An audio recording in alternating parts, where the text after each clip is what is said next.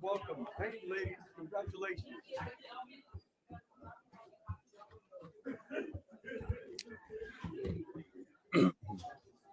We're going to continue. So, Peggy Ward. Peggy? Oh, you're Peggy? Well, come on up with the rest of the team. Come on up. Oh, is she? How are you? Very well. Rusty. Come on over. Thanks for being here, guys. Thank you. What you think about our champions? That was awesome. Huh? You show them without me tearing up. Yeah. That was good.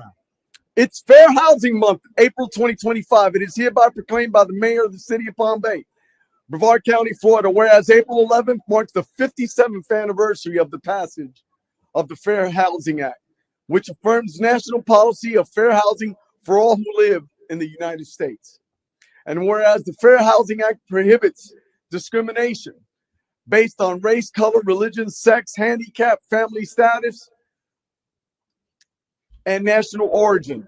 And whereas this act provides equal housing opportunity for all Americans, regardless of their race, regardless of their color, religion, sex, or national origin, as well as to ensure fair practice in the sale, rental, and financing of property. And whereas the Fair Housing Amendments Acts of 1988 added new rights, remedies, monetary penalties, and strengthened the enforcement of those procedures.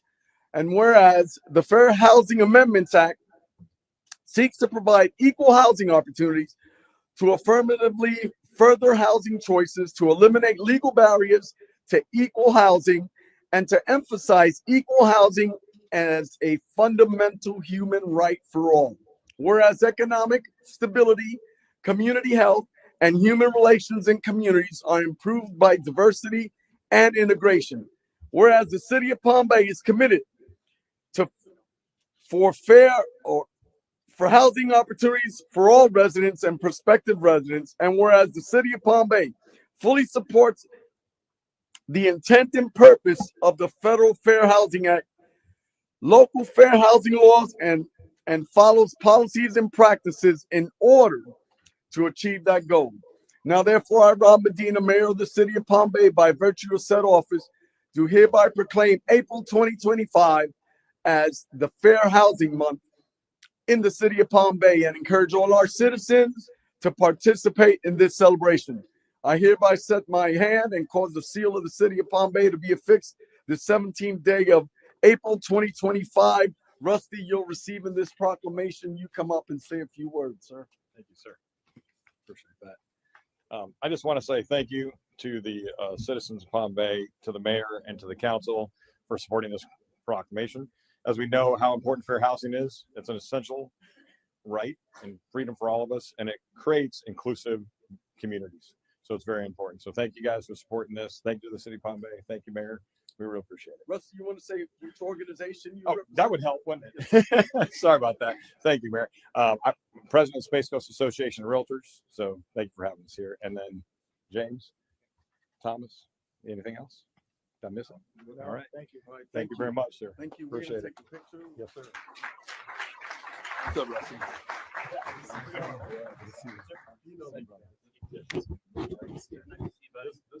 Sir, thank you.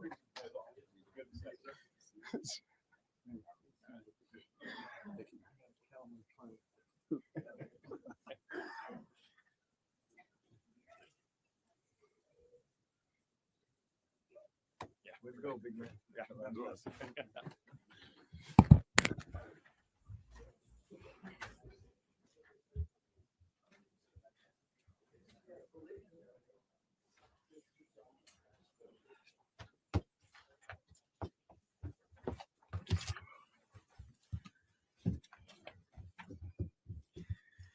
Okay, we are now on public comments. Deputy Mayor.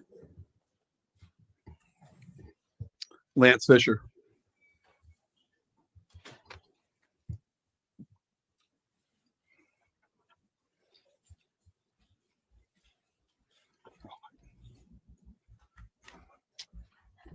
Thank you. Lance Fisher, 130 Malibu Road, Palm Bay Police Department, Deputy Chief Retired. For all those who haven't had a chance, please take time and watch episode 4 on Copville, which you can find on YouTube. It's an unfiltered, unedited account of my story. But today isn't about me. It's about Chief Agello. Today is the 1-year anniversary that Chief confronted me in my office saying, "You're not right in the head. You can't do this job anymore." I would further like to congratulate Chief Agello as the 2025 recipient of Survive First President's Award in appreciation for your care and compassion for those you serve. Where was that care and compassion when you told Deputy Chief Spears to pop kids one by one with a pellet rifle? The fact that this hasn't been investigated is appalling. Where was that care and compassion when you said you were pissed when citizens are being loaded into ambulances fighting for their lives? Or when you called your officers that were out on mental and physical injuries yahoos? Or when you failed to ensure that Sergeant Frank Tobar was honored on the Sacrifice Park? Or when you threw me out of the building on April 17th, 2024, and systematically isolated me from the very organization officers I sacrificed over 20 years? I find it ironic that Chief Agello uses the Palm Bay Police Department's social media pages to highlight his accomplishments. It takes a special ego to put yourself in front or pat yourself on the back in front of a crowd. Let's not forget Boss's Day. That's a really good one. An ego so large that you require your staff to write posts dedicated to you, but lack the self-confidence to allow the community to provide negative comments on these posts. Chief Agello requested a SWOT, which is a strength, weaknesses, opportunity, and threats assessment, to be conducted to understand areas the agency is good at and areas that they need improvement. He requested that sergeants, lieutenants, commanders, and civilian leadership participate in this. On August 19th, I did a public records request.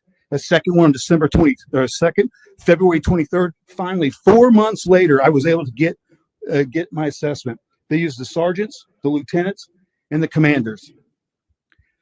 There was no analysis based on the civilian leadership groups, nor did I receive anything regarding the weaknesses, opportunities, and threats portions of the analysis. In a follow-up request for the remainder of the SWOT analysis, I was informed that only the strengths were put in writing. You can't make it up.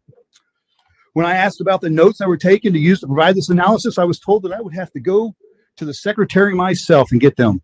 What's the purpose of a SWOT analysis if you solely focus on the strengths? What's the purpose of an analysis if you won't even take your civilian staff feedback into consideration? What's the purpose? The purpose is this: you have a chief of police that refuses to allow criticism at any level, refuses to allow citizens to comment on social media pages, refuses to self-evaluate to improve the agency and leadership. The purpose is to self-promote and use the smoke and screen mirrors to act like you promote openness within your community when you show time and time again you don't care or have compassion for those that serve. Happy anniversary, Chief Agello. If you haven't had a chance, you take the time and watch this episode where I tell my story. Unlike you, Chief, I don't mind sharing the unpopular side of the Palm Bay Police Department's leadership. Change is coming, 2026. Bill Batten.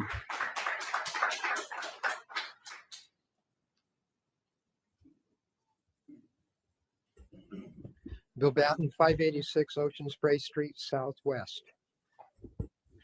As most individuals are aware, there was a shooting on FSU today. Right?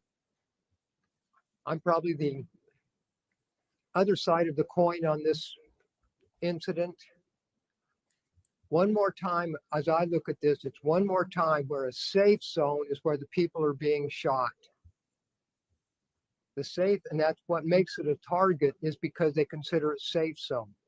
I'm 100% in full support of the right to defend yourself.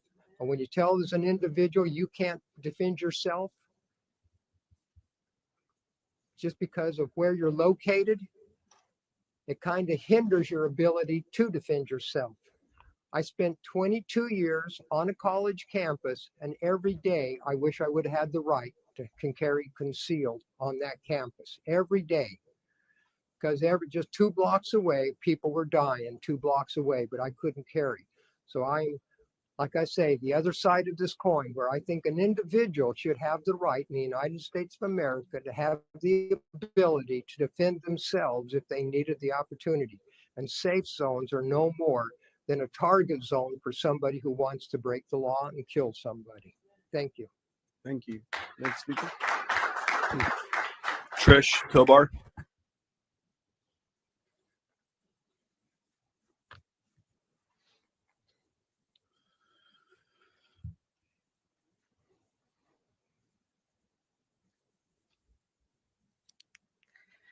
I'm Trish Tobar, 130 Malabar Road, Topic of discussion is Sacrifice Park and Sergeant Frank Tobar. Nationally recognized as in line due to death. Sergeant Frank Tobar's name is written in stone at the Washington, D.C. Memorial for Fallen Officers. He is nationally recognized as in line of duty death by the Department of Justice, Concerns of Police Survivors, Officer Down Memorial Page, A Right to Remember, Tour de Force, and many more.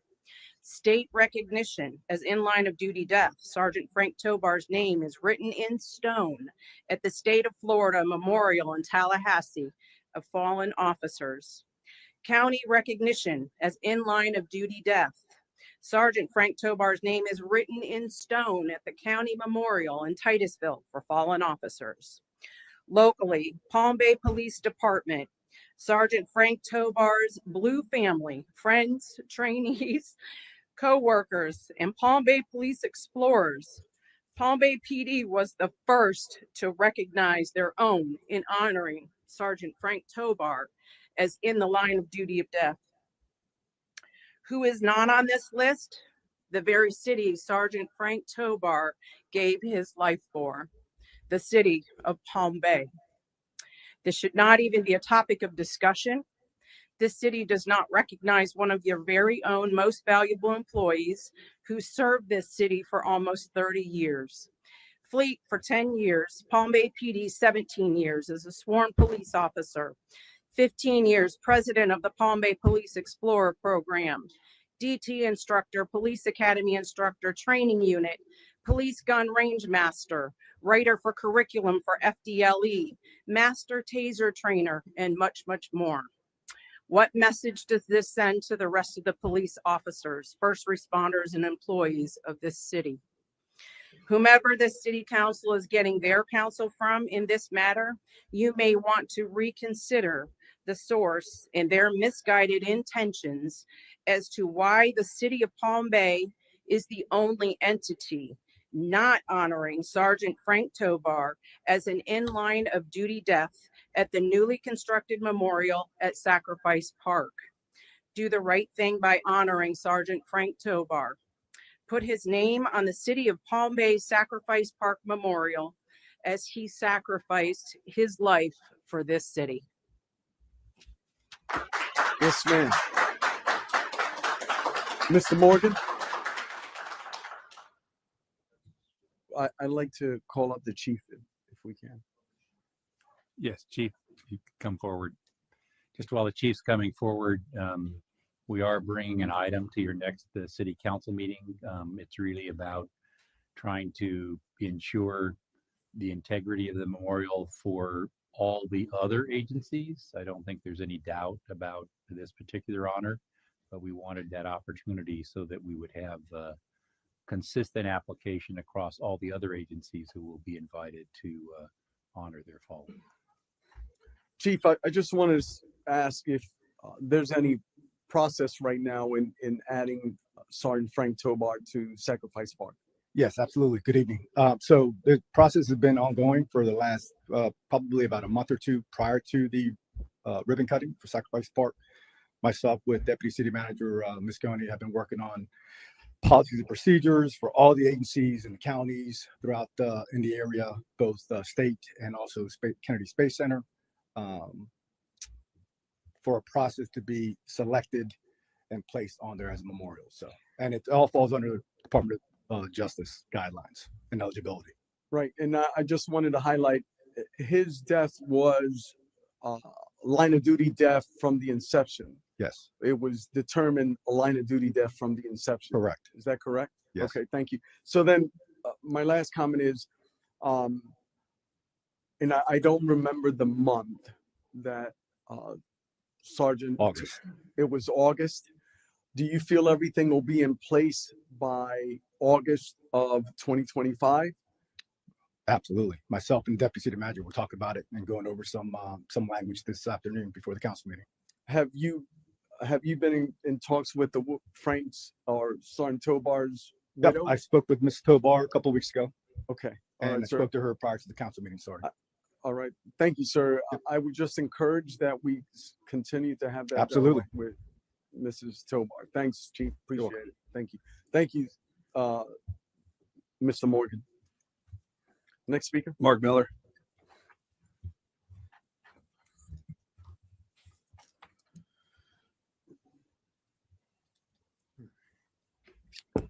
Mark Miller, 898 Nelson Avenue, Palm Bay. Want to thank the chief, the fire chief, for supporting our Kicking Bear program. We have more than 200 people show up. It was a free family event, tons of kids. The only thing was I didn't know he was coming, right? So it was really funny. We got a couple hundred kids shooting bow and arrows, throwing axes, shooting BB guns, and here comes a fire truck rushing in with the lights going. So I was like, oh my goodness. But man, it was so awesome to have the fire truck there and have the kids climbing all over it. I wish I had taken the names of the firemen to thank them personally. But it was a lot of fun. Speaking of free community events, just a reminder, Easter Extravaganza is this Saturday, Fred Poppy Park. All right, come on out for that. It's all free. And then the weekend after that, of course, we launch our Bible reading marathon. It's an opening ceremony here by the police station between 6 and 7, followed by 365 15-minute reading sessions. And it's hard to believe in a city of 140,000 people with all the believers here on the dais that we can't fill those 365 spots. So let's speak the word, right? Take it back to your church. Challenge your pastor. Certainly between all of our churches, we got 365 people to sign up. And I'll give you a sign in your heart. Not just about public service, but we've created a nation, a social media nation of whiners and complainers that don't want to do anything. They just want to complain. And so I really appreciate you sharing your heart out there. I know I'm supposed to be looking at you, Mayor. Sorry about that. But and I want to encourage you to come speak at or visit. You don't even have to speak at our Salt and Light Committee. We're the first church in Brevard County to have a Salt and Light Committee, which is encouraging Christians. It's encouraging people to get engaged with government and come and speak like I am right now. All right. And I definitely highly encourage you to publish the accomplishments because it's so easy to forget about the wins with all the negativity, right? It's so easy to shoot holes in it. Speaking of that negativity, right? You can see all of the complaints about the new city manager, and he hasn't even started yet. Oh my gosh, right? Man, set him up for success, will you? Give him what he needs. Don't throw him in the deep end with the sharks and let's see if he can survive. Get him what he needs so we can win. All right. If he fails, we all fail. So give him what he needs. It's not like it's a surprise that he's coming or what his start date is. Amen. We talked about it last week. Where do you want him to focus? What business categories do we want to bring in? And how can we help? Amen. Thank you all for your support. Thank you. Oh, and if I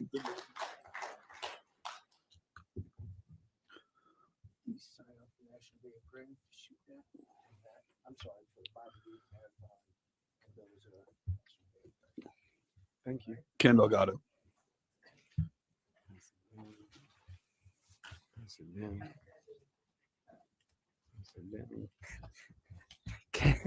Ken Delgado, 154 Angelo Road, Southeast. Amazing, amazing, Mark.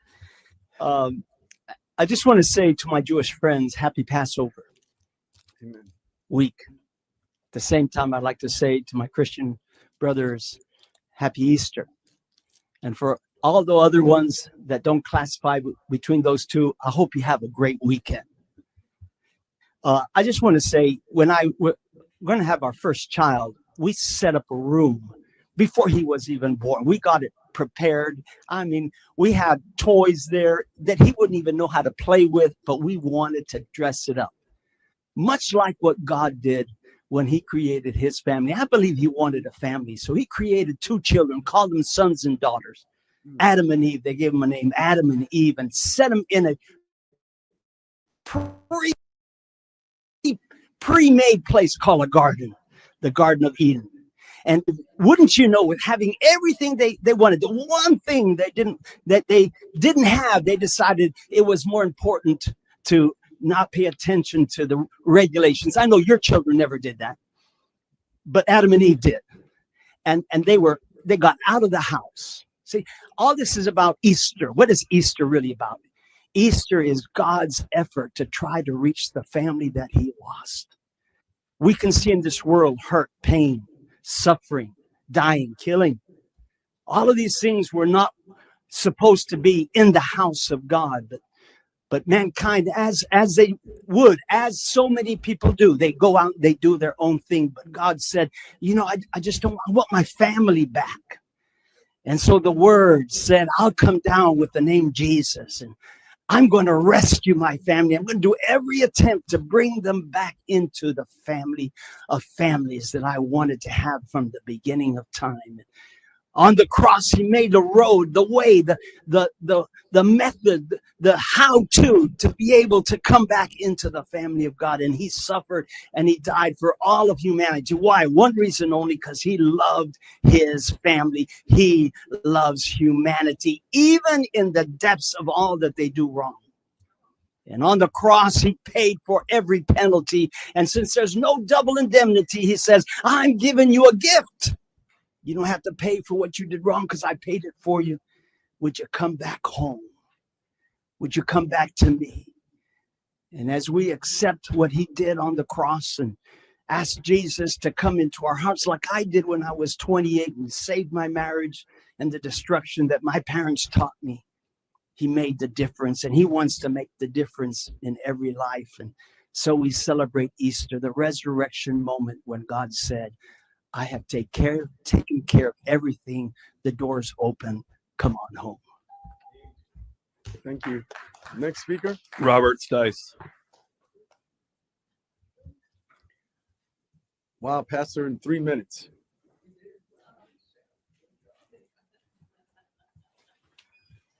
Good evening. Robert Stice, 1796 Windbrook Drive. About at the end of March, I was flipping around the channels and I watched an interview. Mark Levine was interviewing Ron DeSantis, so I thought I'd take a look at that. One of the comments he made several really good ones, but one of the comments he made was that he wanted to see all the cities in Florida on Doge. And to me, Doge is nothing more than going after the low-hanging fruit that many companies that I've been involved in have been doing for many years.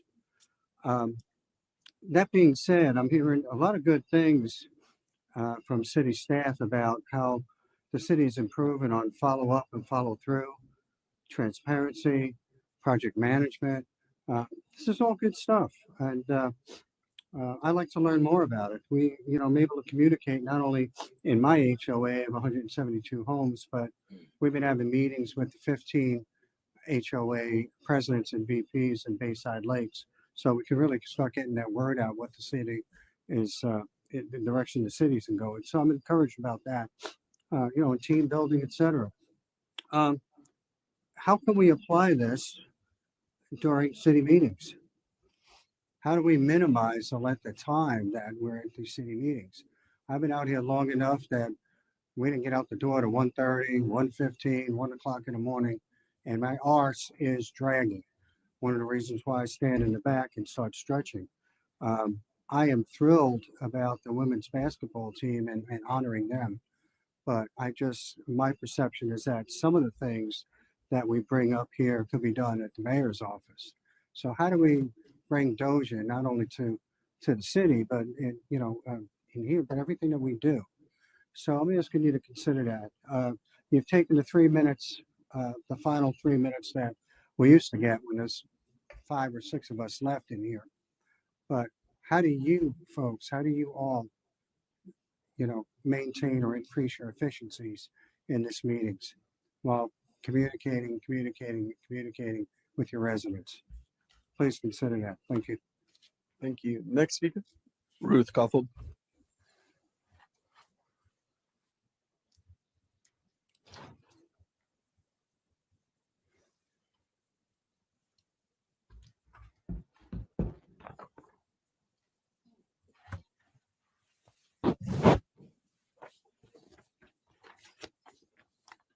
Good evening, council, mayor, and citizens. I'm handing out something that I preliminary gave to council a month ago, saying I did not want to see this come to my door. Well, it showed up on Friday.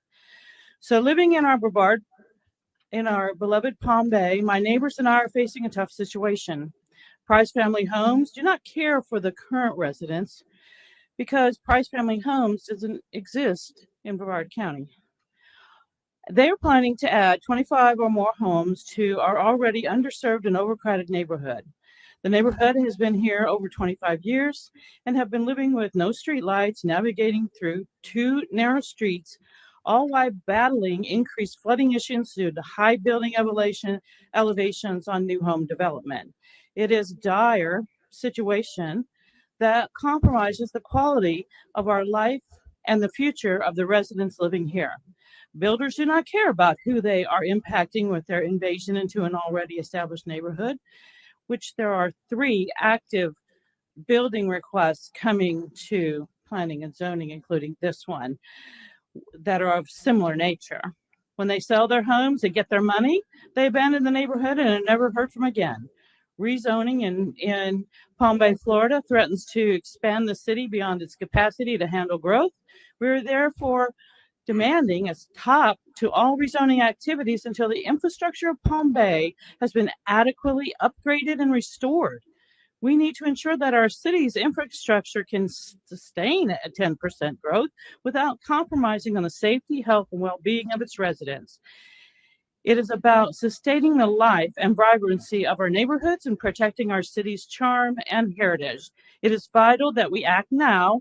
The current infrastructure cannot sustain our current citizens and will overwhelm the city's impending growth. We need to protect our city from consigning its residents to living in an environment that is not apt for healthy and safe living. Please, I have a petition online for citizens to go out and look at, and they can sign, and we will, continue to monitor the council and the planning and zoning committee. We encourage all citizens to voice their concerns about this. I have heard many times promises have been made here to say, we're going to stop the rezoning and stop the building here until we can catch up. Well, it's time. Thank you. Thank you. Next speaker. Pat Albro.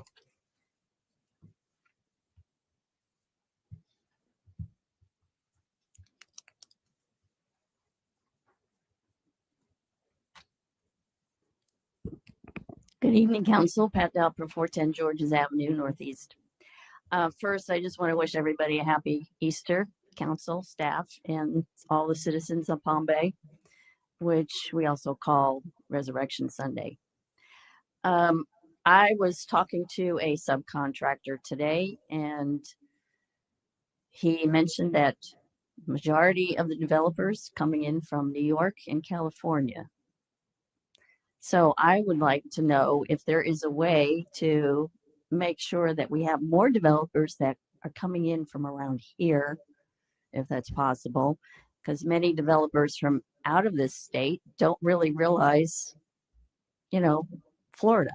They'll bring their California, New York ideas here. So I would like to just bring that up. I would also like to acknowledge Lisa Fraser. 4 of us had a meeting with her, and it was very informative, very successful and encouraging, and she encourages us to just keep bringing ideas forward and not to give up. Sometimes we feel like we're banging our heads against the wall, so she was very encouraging. I also want to say that when I met with Greg and John McCall, that both of them were very encouraging as well. So I just want to say, staff, keep it up. I want to ditto with Ruth. Can we please stop the rezoning? And hopefully we are able to get more money for our roads and infrastructure in the future. Thank you. Thank you. Next speaker. That concludes the cards, Mayor. Okay. So we're now going to public hearings. Before I do, gentlemen, I just want to draw your attention to this item that's in front of you. It's much like a hockey puck. If you wish to speak, go ahead and tap on that, and I'm going to try to acknowledge that as we move forward. I want to commend and thank our city clerk's office. This has been an ongoing battle for over 4 years now that I've requested something like this, and I'm excited. And so I have a toy up here where I'm going to honor each and every one, so I don't have to, my head doesn't have to be on a swivel. With that being said, we're on public hearing item number 1. Madam Smith. Mayor, I think consent. Approve. Oh, did I go into? I skipped consent all along. Okay, we're going into consent, as you were. Carry on. I make a motion to approve the consent agenda. Second. I got a motion by Deputy Mayor Jaffe, seconded by Councilman Johnson. All in favor? Oh, no, just a second. All in favor signify by saying aye. Aye.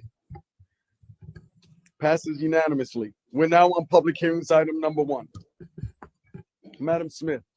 Ordinance 2025-16, an ordinance of the City of Palm Bay, Brevard County, Florida, amending the Code of Ordinances, Title 17, Land Development Code, Chapter 172, Development Review Procedures, by modifying provisions contained therein, providing for the repeal of ordinances or parts of ordinances in conflict herewith, providing for inclusion in the City of Palm Bay Code of Ordinances, providing for a severability clause, providing for an effective date.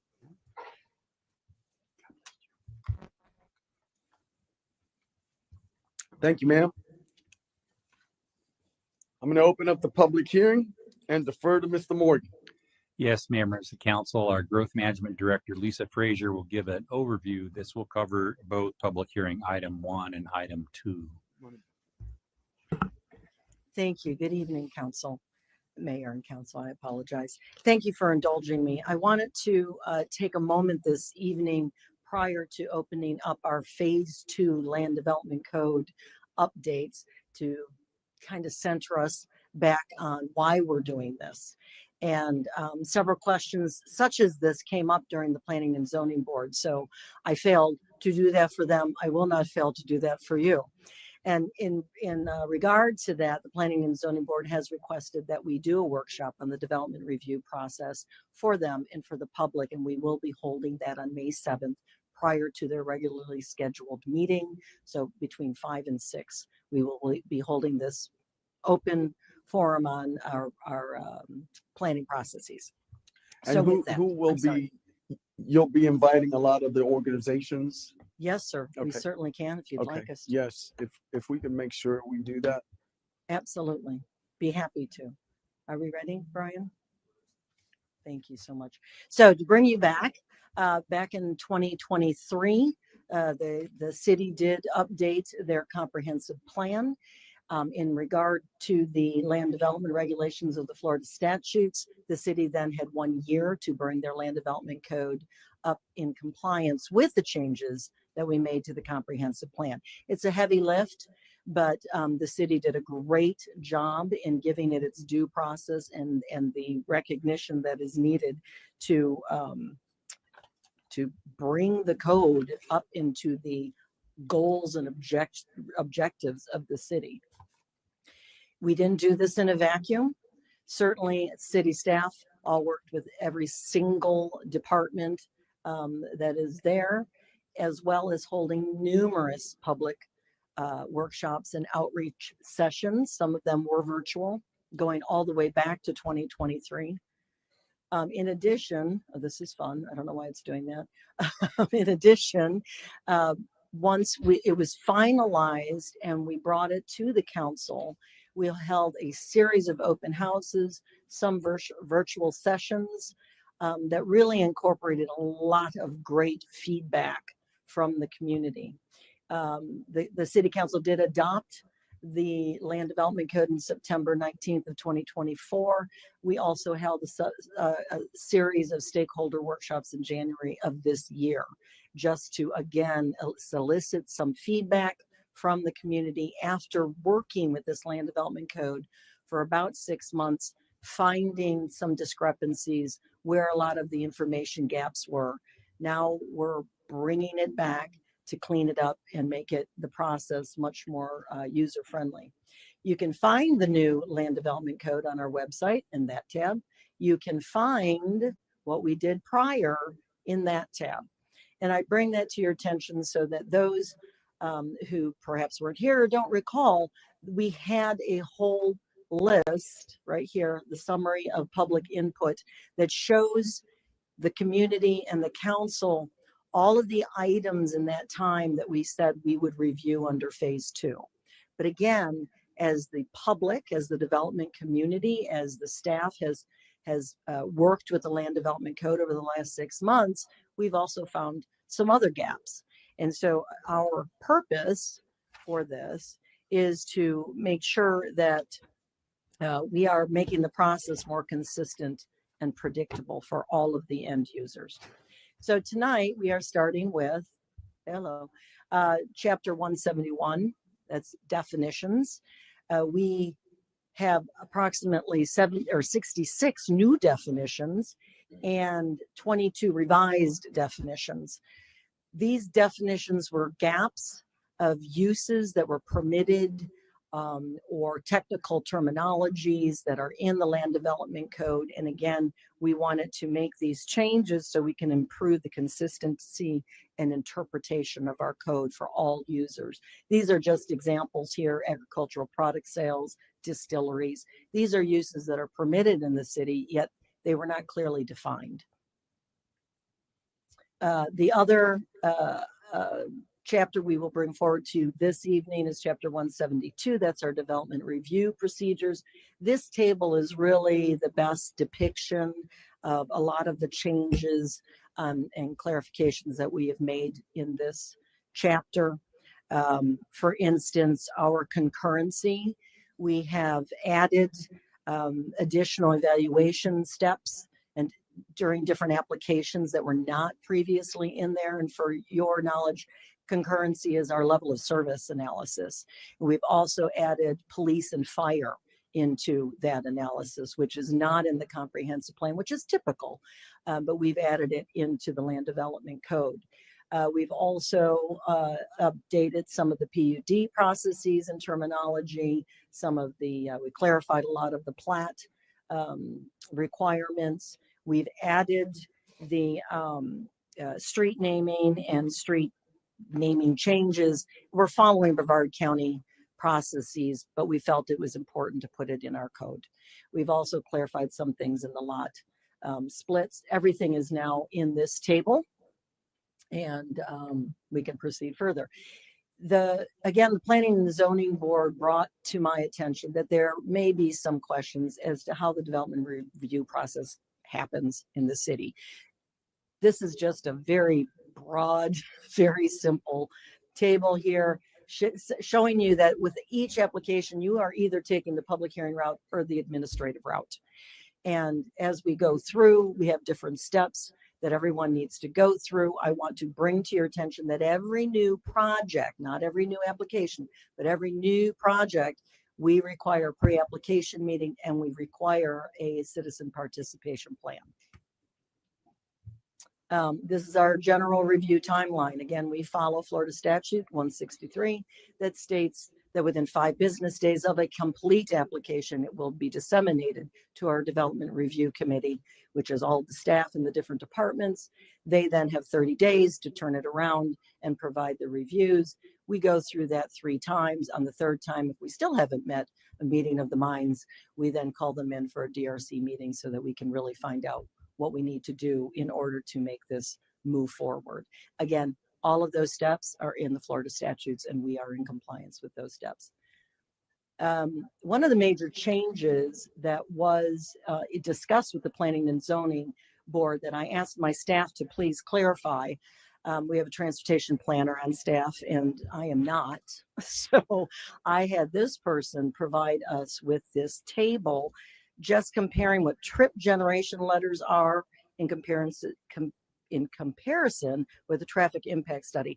And I believe as you read this, which you can all have a copy of, you'll understand that staff's recommendation to have the trip generation letters as part of the conceptual plan during PUD zoning is because, again, it's a conceptual plan. It goes with the zoning, but it is a more of a, it's done during preliminary phases. It is more of a quick analysis I want to stay with what she wrote. The impacts are for proposed development in the early stages. And so then it helps to determine if the development is likely to cause significant traffic impacts. During the final development plans, which comes after your zoning for the PDP, then that's when you get the detailed analysis, because that's when you have a detailed plan in front of you. And so that is why staff made this recommendation. Today, our land development code, when you go for a PUD, which a lot of our developments are major master plan developments are PUDs, we require preliminary development plan, again, a conceptual plan. When you get the zoning, it's really the PUD agreement, which is your zoning ordinance. And so at that time, that's when that traffic letter could be. A final development plan does not need to necessarily be supplied for up to 3 years. With extensions, it could be 5 years. And so the thinking is that the real deep dive traffic impact study is done at that time. It can be 3 years, again, 5 years out.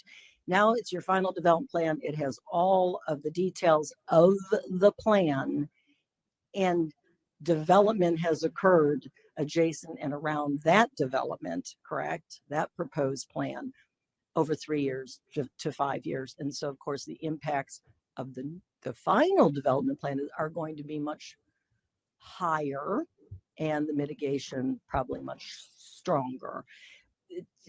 Think of, I'm just going to throw out Chaparral, correct? That was approved a long time ago, correct? And yet it's taken a series of years to finalize it and be developed.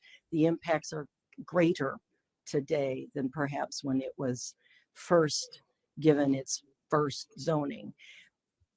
That may be a bad example, but that's about the best one I can bring to mind. So that is staff's logical thinking, because during the final development plan is when you do your proportionate fair share, you do your DA, you do your utility agreements, and so that's where we put it. But again, that's for discussion later on. I want to thank you all for giving me this moment to bring us centered, and the next time we bring some phase 2 updates, which will be next month, we won't have to hopefully do this. I just wanted to bring you back to why we were doing this. So thank you for your indulgence. Yes, Councilman Hammer has a question. Yes, sir. Yeah, I'm sorry. This is going to be a long one. My first thing is I really want to see this done after our new city manager takes his seat. I don't like a change before he gets in. I would like to have him have some input on it. But a few of the things that I don't like, and I have questions about, with PUDs, it says on there 500 feet. Well, when you're putting hundreds of vehicles on a car or on a road, it's going to affect more than 500 feet away. So I was seeing if for that we can make that 1,000 feet just for PUDs, because a lot of times these PUDs are put on miles and miles back into a neighborhood. So you're affecting hundreds and hundreds of people, but 500 feet away can be 10 people. That's one of the things. On 172-5, it says you're changing it from every application to an application. Does that mean they can make an application, it can fail, or they can make an application, have a community meeting, it can fail, make a new application, or adjust that application, and they don't have to have another community meeting? Every application means if they have to put in a new change, they have to have another meeting. So that's one thing. If they're making changes, I think the community around them should know about it. I like the 2 years of date, but what I did see is after the application is made, the staff and all the way up to the city manager can approve even the most drastic of changes, and not council. So that is something that I did not like. I want to tell you it's 172-24 is the page. Okay. It's saying the applicant can completely modify without the approval of council. So I don't agree with that as well. I think that needs to go. And the traffic study, I think, is going to be one of the most important things when you're putting your application in. Your letter of traffic only gives you, say, if there's 100 houses, it tells you there's this many houses, this many cars can go. Then the city has to go and research how many cars are going to pass all these houses. That traffic study is what's keeping people in check when they're making their application. Now they can go all the way to zoning changes without a traffic study. All you're seeing is 100 cars are going to be at this development. You're not seeing a traffic study saying 100 cars are going to pass 500 homes on a single street. So I think we should keep the traffic study where it is, because that's kind of keeping the PUDs in check. I feel right now the residential's kind of a tough topic because we don't have the capacity for it. And I would really like our city manager to take a look at this, or our new city manager to take a look at this before we move forward on it, because there's a lot of things that just don't pass the test with me. Thank you. Thank you. Thank you. Deputy Mayor Jaffe. Thank you, Mayor. Question regarding the reasoning behind the title opinion on page 41.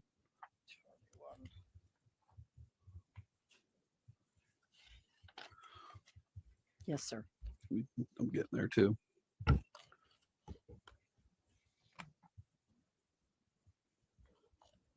This was suggested, recommended by our staff who deal with a lot of plats, and the title opinion, you know, it's of an attorney at law licensed in Florida. That might be a little strong, but this was recommended by our staff, and again, all of the other departments were involved. Just curious. What's the reasoning behind it? What's the reasoning behind it?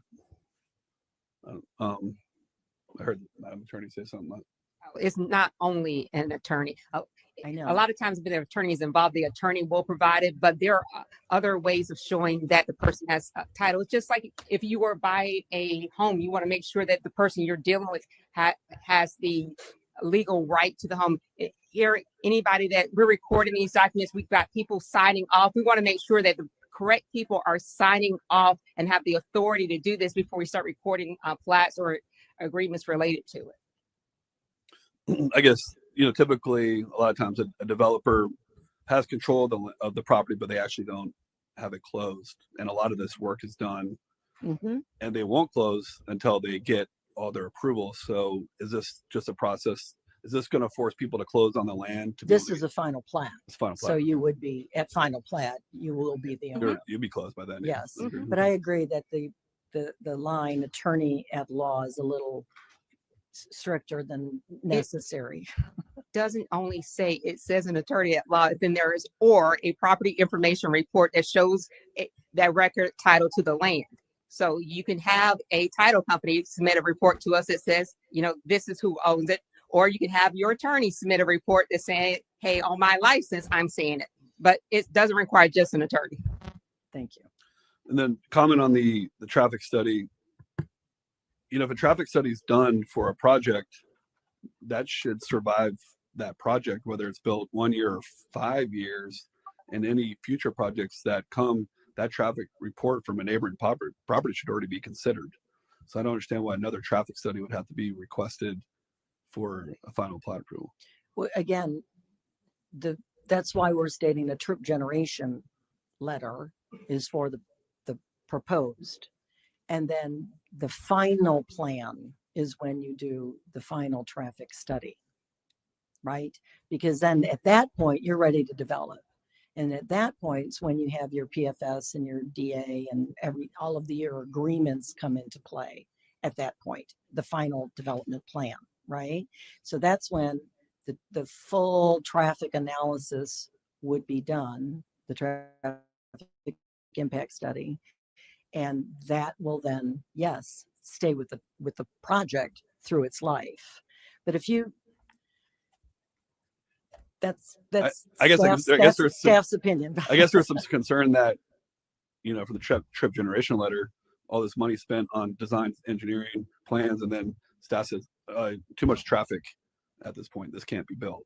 Then what happens next? A lot of times people have to modify their plans in accordance with new information. So it just seems like it's a very difficult process to Okay. get projects completed in Palm Bay. Commercial PUDs, we want commercial. This just seems like it makes it harder for that commercial PUDs to happen. So. Okay. I mean, we can change it. We can change it back. Here's the consideration that staff applied to this. And again, if council and the community is uncomfortable with this, we have no problem bringing it back to traffic impact study at the PDP. However, prior to the land development code update, when you went for a PUD zoning and you had a preliminary development plan, you only received a temporary zoning. And within 1 year, you had to have your final development plan submitted. So typically you were constantly seeing a PDP and an FDP coming in together, right? And at that point, you had your final development plan, and we did the whole trip, impact analysis, because it was coming in together pretty much as one, because you couldn't even have your zoning finalized at PDP. We've changed that to be in accordance with a lot more of the planning standards and what happens in other local governments, municipalities, where you have a conceptual plan, a PDP, as part of your PUD zoning, and you get your zoning. You have your zoning at that point. And then you have several years to come back with a final development plan that has to be substantially in conformance with your PDP. So it has to be very similar. However, markets change, markets fall, investors fly the coop. So this gives individuals a little bit more time to come up with their final development plan. That was the thinking that is more standard in the planning profession. However, again, if the council is uncomfortable with this, we'll change it back. But I just wanted you to know staff's thinking on this. Does that conclude your questions? What is the all-weather roadway? What is the definition of all-weather? You're throwing me loops here. I'm sorry. And I've lost my pen. I'm sorry. Go ahead. All weather. I don't know where that would be. I'm going back to it. Are we in definitions now? Did we jump to definitions?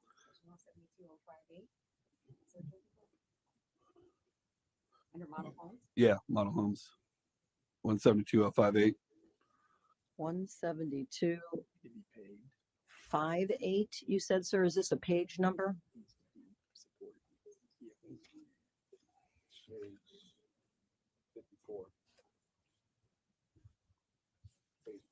The language changed from stabilized road to an all-weather roadway. I don't see that change in what I have. Page On 54. Page 54.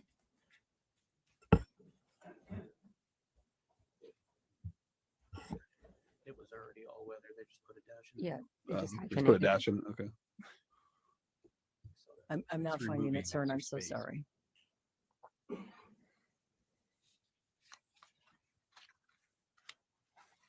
It's under the model homes. It was a Oh. stabilized all weather, and the change is all height and weather. Okay. Roadway Okay. is provided for fire apparatus to access all structures proposed for permitting. Okay. I'm good, Mayor. Thank you. So thank you, ma'am. Councilman Hammer had a few points. The very first thing, and I think council, and I'm in agreement, the trip letter, I prefer the traffic study on both ends. Okay. Right. And you used a great example, because you don't know 2-3 years down the road how all those feeder roads and all those connecting roads are going to grow within our city. So I'd rather have a traffic study at the beginning, and then to conclude that finalized. I don't agree with just the letter. That's my. So I'm I'm joining council in that as well. Councilman Hammer also discussed about 1,000 feet PUD. And I know that we had discussed previously increasing that radius to 750, hitting a sweet spot in that discussion. And not just for PUDs. We were talking about citywide. So where are we with that discussion?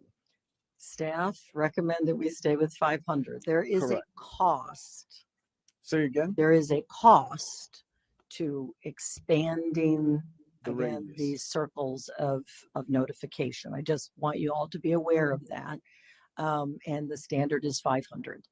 I'm not sure if we have a noticing ordinance. I don't believe that this would be in discord with it if we increase the 500 radius. Ms. Frazier, you're spot on with that, because when you talk about the cost, I know there was legislation, right, to do this online, and the cost would, we were supposed to join Brevard County, I think, was the last discussion with that.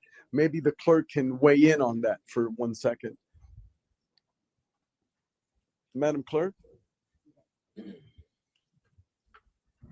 Sorry, Mayor, we were just speaking about the 500-foot radius is located within the code under the public hearing notices under Chapter 51. Right. And so what we're talking about is joining the county in those announcements. Has that ever been worked out? Oh, I or- apologize. Yes, we were coordinating with them. It would not be, it wouldn't be a great option for the city of Palm Bay, only because of our, the map requirements that we have when we advertise rezonings and things like that. It would still cost us a significant amount of money. If we were to increase, we couldn't use that option to reduce the cost? That's a different type of That's notice. different types? Yeah, Okay. that's the newspaper notice. The Right. 500 or where you're sending out would be the notices that we mail out. Correct. So we couldn't do something online ourselves? No? Okay. All right. So that's the reason. Doesn't the developer mail out the notices? Yes. Yes. So that's a developer cost. It's not on us. Yes, So we can require. we could. Okay, yeah. So Councilman Hammer, I like the sweet spot of 750, right? I don't know how council feels. I know that I attempted to do this in the past, increase that radius. And I'm encouraged that you want to do it as well. I do. But I think the sweet spot would be to start, at the 750. But I would need council to say, get a consensus so that staff can move forward in that. And I'm all for doing this only for PUDs, because I think with the enhanced impact, we should impact the radius or enhance the radius. Well, If you want to do it for everything, I'll back that, because I think complete transparency to our people is what we should be providing. So if we can give them a little bit more transparency onto what we're doing, and not a lot of times when people get caught by surprise, the worst thing they could possibly come up with is what we're doing.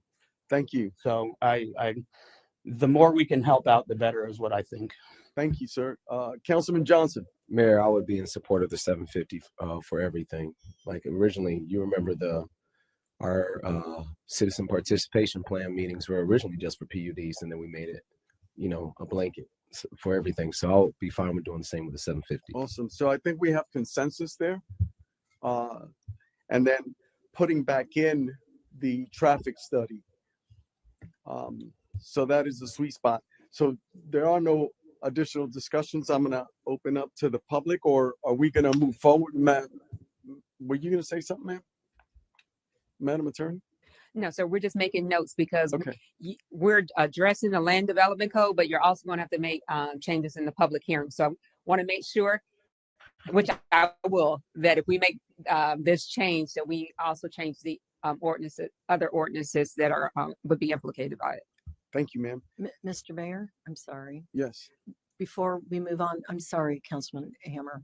You had mentioned several things rather quickly, and I'm slow. So if you could please, allow me, I know the clerk has the meeting minutes, but this would very much help me. I think you were alluding to under citizen participation plans, the applicability, sir, where it says instead of every application, so it's for a development. And we made that change only because we aren't requiring, typically a project will come in and they have to have an application for their land use change, an application for their zoning change, an application for their conditional use. I'm just making that up, but that could be that.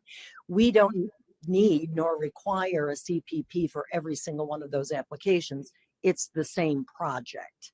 Do you hear what I'm saying? So we're making it easier that the same group of people hear the same project. Now, yes, you're correct. If that project changes, they will be required to do another CPP. But we only wanted them to have to do one CPP for one project. And so that's why we worded it that way. Does that help clarify it, or would you like us to change that? See, how I look at it is if they have their CPP and they have one entrance. Okay, so you have one homeowner that's like, okay, I'm going to have 400 vehicles flashing their headlights in the front of my house every night. And you go to your CPP and you see that, and it comes to, they put in the application, and guess what? It didn't pass because they only have one way in and one way out. Now they take that application back and they have a second entrance. So now you have two houses that are getting lights in their house. Well, guess what? Even though our ordinance says for every application has to have a CPP, with this, it's only for the development. So now they can put in another application that completely changes everything, but it's for the same development, so they don't have to have a CPP. So now you're making changes to an application, to a whole project, without letting the whole people in the community know what's going on. And I think it should stay every application, and that's the only fair thing to do. That's just how I feel. Okay. Whether they Thank do or you. not. Thank you for that clarification. And I believe you had another one besides the boundary. It appears to me you had three. Yeah, there was 172-24. The page, is that a page number, sir? That's the proposed number on there. Let me see what. I'm sorry, 024. I'm almost there.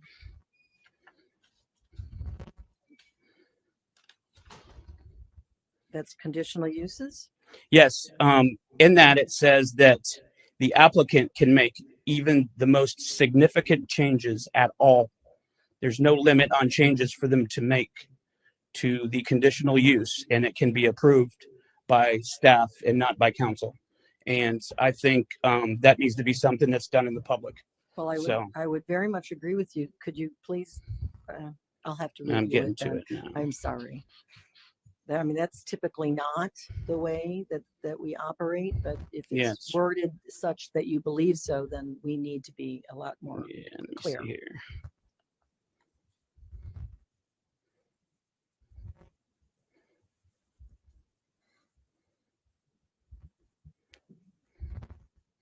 Am I passing it?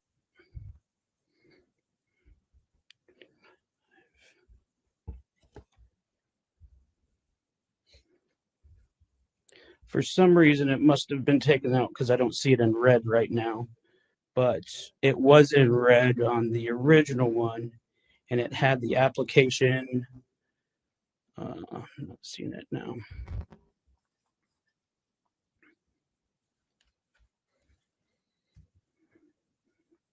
It was talking about the modification of it. Was that PUD? Yes. Okay, so it wasn't the conditional use, it was under possibly the PUD. And we do allow that if they are in substantial conformance with the FDP to the PDP, then we allow some of those changes to occur. In addition, the PUD or the PDP itself, there's a whole list of items that can be modified, like they can change a lot line over, or they can, give me a good example. Mainly that's what's coming to mind right now, or adding parking spaces or something to that. They cannot increase density or intensity. They cannot increase height. There's many things that they cannot do before it comes back to Yeah. our decision-making bodies. So 172-024 subsection G. The conditional use shall commence within 2 years of the date that the conditional use is granted, as evidenced by issuance of site plan approval, a certificate of occupancy, certificate of completion, or business tax receipt. One administrative extension of 1 year may be approved by the city manager designee following a written request by the applicant within 60 days. Okay. So these are changes where I was reading, you're allowed to change it once you're doing your extension. Not changes. This is just stating that, you have to have this, your conditional use has to be applied within 2 years from you all granting them permission to do that conditional use. So and it's evidenced by a site plan approval or a CO, but if you have some reason why you haven't attained that, then we can grant you a 1 year extension. Now, this isn't a new change. This is already in the code. I'm going to find where it was, but it was Please. touching that plus council having to require it was taken out. Please, sir, I want to make sure that we're very clear and consistent. So thank you very much. May I? Thank you. Okay, thank you. Thank you. So now I'm going to ask the audience, anyone wish to speak for or against this item? Please step forward. But-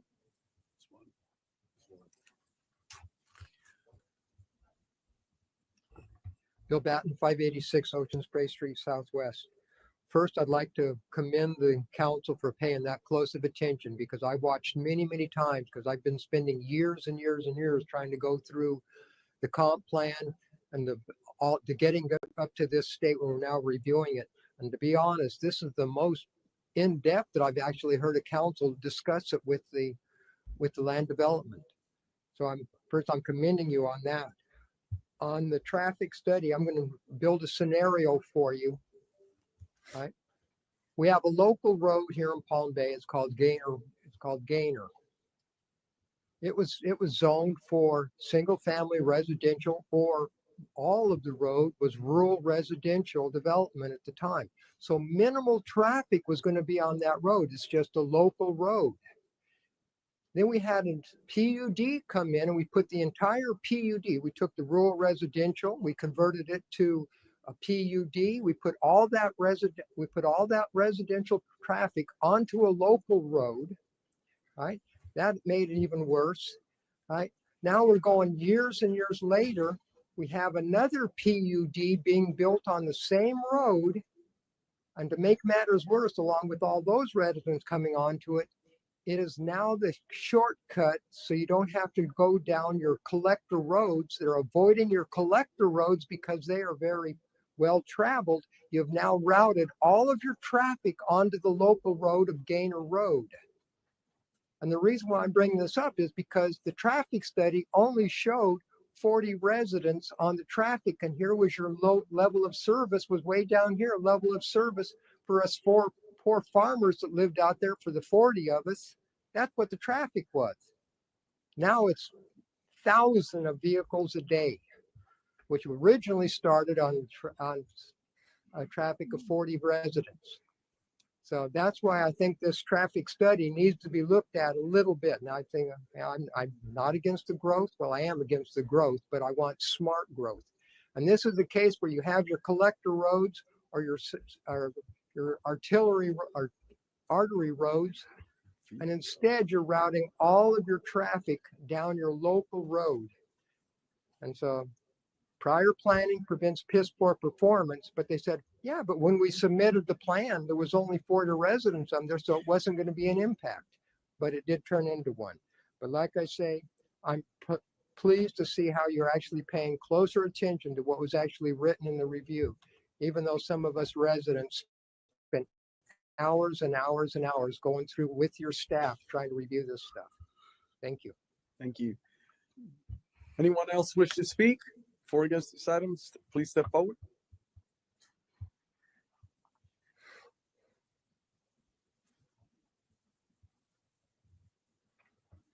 Ruth Koppel, 935 Douglas Street Southeast. I thought that this was about 1 and 2 public hearings, reason I asked. It's So just one? right now. Okay. Yes. So I'll step down for, I wanted to go with number 2 because she was presenting for 1 and 2. That's my understanding. No, we're the public hearing number 1 is. Okay. Thank you. Anyone else wish to speak on public hearing item number 1? Seeing none, I'm closing the public hearing and asking for a motion. I'd like to make a motion to table this item until our city manager can address it and we can get a better grasp on it. I found the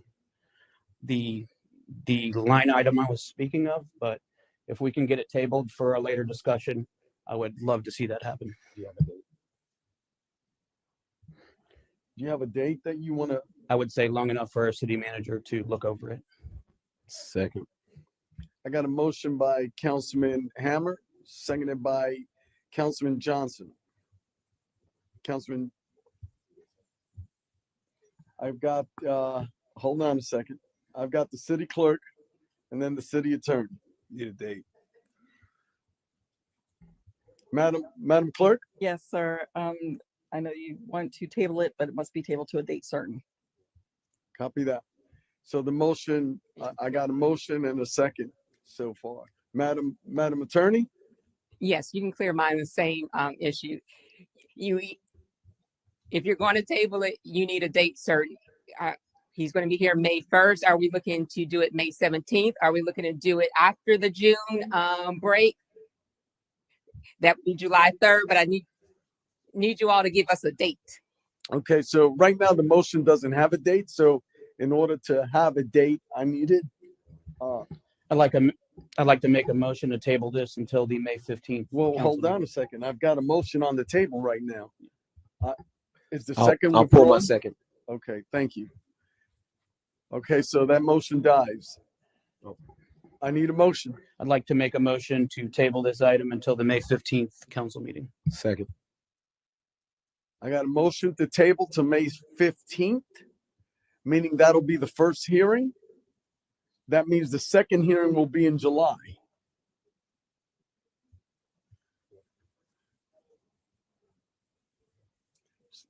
So I got a motion by Councilman Hammer, seconded by Councilman Johnson. Anything you want to weigh in? All in favor signify by saying aye.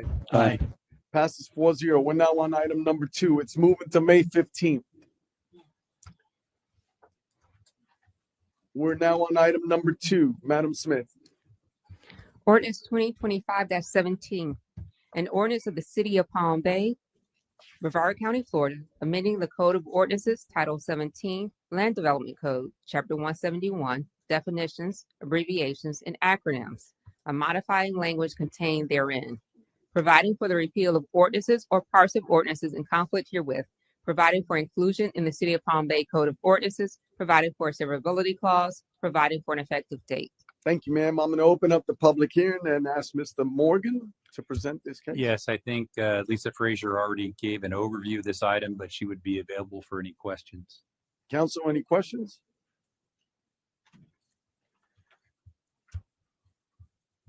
Anyone in the audience wish to speak?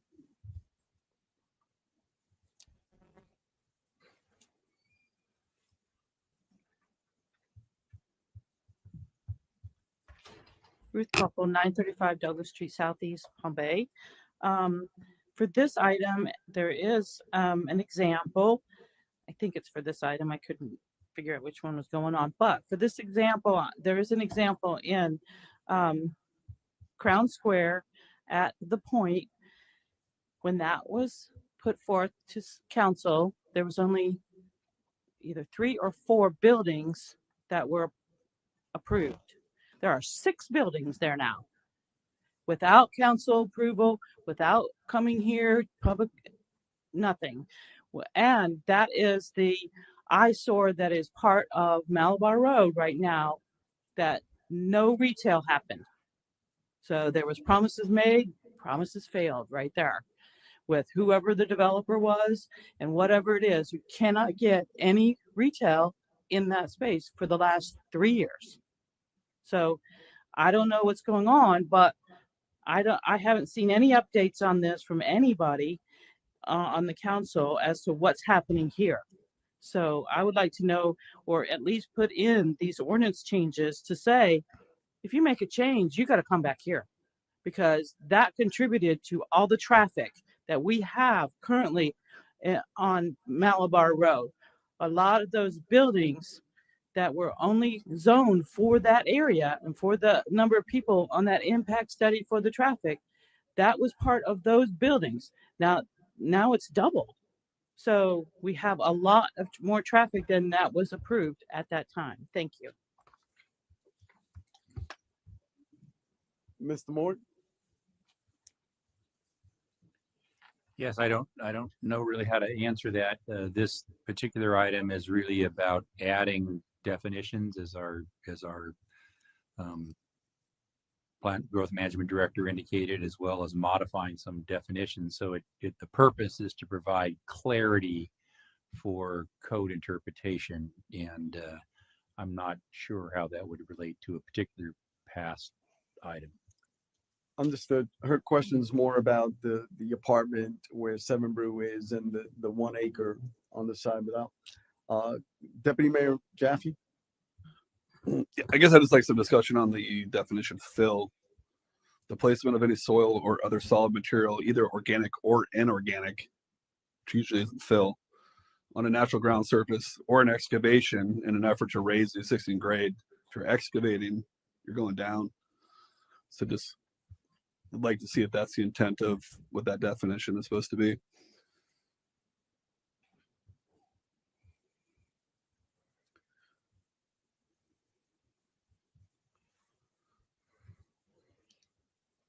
You know, these are all typical definitions, and so I understand what you're leading to. Fill is usually clean fill, not organic, and we want to make sure that it's to fill up a piece of property. And this is going a little further than that, stating mainly, I feel, getting into the definition of soil. On a natural ground surface or an excavation in an effort to raise the existing grade, that's appropriate. But fill can be, and usually is, inorganic and not organic, but I mean, it can be a mixture, as we all know. So yeah, it's reaching the height of it. Do you have a preferred language that you'd like to add? Well, I mean, typically, I don't think, my opinion, organic isn't fill, right? I mean, that could be mulch and trees and I hear you. Other things. If we had a requirement where, say, somebody was required to put a berm on a project with fill, and it was organic, eventually that berm would deteriorate down, and wouldn't serve the purpose of that berm any further. So, however, you have to plant a berm. You may want some organic fill. It's a thought, but I can remove it if you prefer, sir. Open for discussion. Well, what's the point of in creating a berm if it's going to disintegrate? Right. That's my take on that. I see council shaking their head. What's the point? Okay. Then what's the cost of it? Right? You're going to save money on what end? Right? To do that. So. Duly noted. Copy that. Anything else, council? Okay. Anyone else wish to speak for or against this item? Seeing none, I'm closing the public hearing and asking for a motion.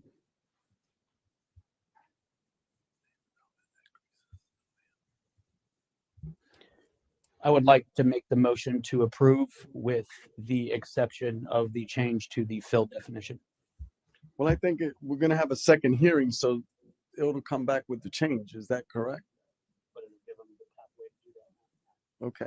If they don't, ma'am. Well, if you approve it as is, it's going to come back as is. If you want the fill not to be there, the motion that Councilman Hammer made is the appropriate motion. Okay. So it'll come back with the amendment. Yeah, with if you his- tell her with you his don't want change. the Okay. fill, that change won't be in the second reading. Okay. The second. I got a second. I got a motion by Councilman Hammer, seconded by Deputy Mayor Jaffe. No discussion. All in favor signify by saying aye. Aye. Passes 4-0. We're now on item number 3. Madam Smith. Resolution 2025-17, a resolution of the City Council of the City of Palm Bay, Brevard County, Florida, identifying certain real property owned by the city which may be used for affordable housing programs in the City of Palm Bay, providing a surplus property determination and for the disposition of said property for the benefit of affordable housing in the City of Palm Bay, providing for the repeal of resolutions or parts of resolutions in conflict herewith, providing for a severability clause, providing for an effective date. Thank you. I'm going to open up the public hearing, and Mr. Morgan. Yes, Deputy City Manager Joan Giancarlo Brown will give an overview. Thank you. Madam Brown. Thank you, Mayor.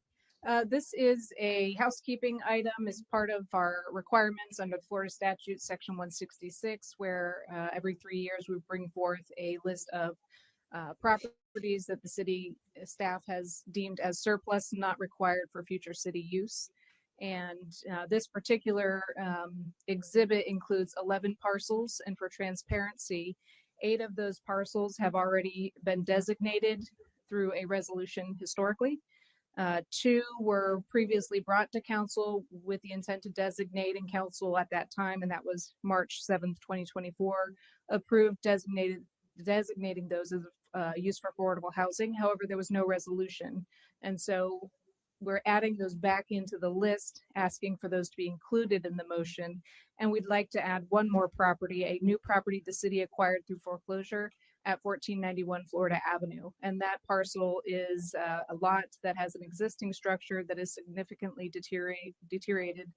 I believe the roof is collapsed and there's a tree growing through them. So we're asking that council adopt a resolution designating those 3 parcels, which is the address is specifically 1200 Salina Street Southeast and 2230 Washington Street Northeast, as well as the recent acquisition of 1491 Florida Avenue Northeast.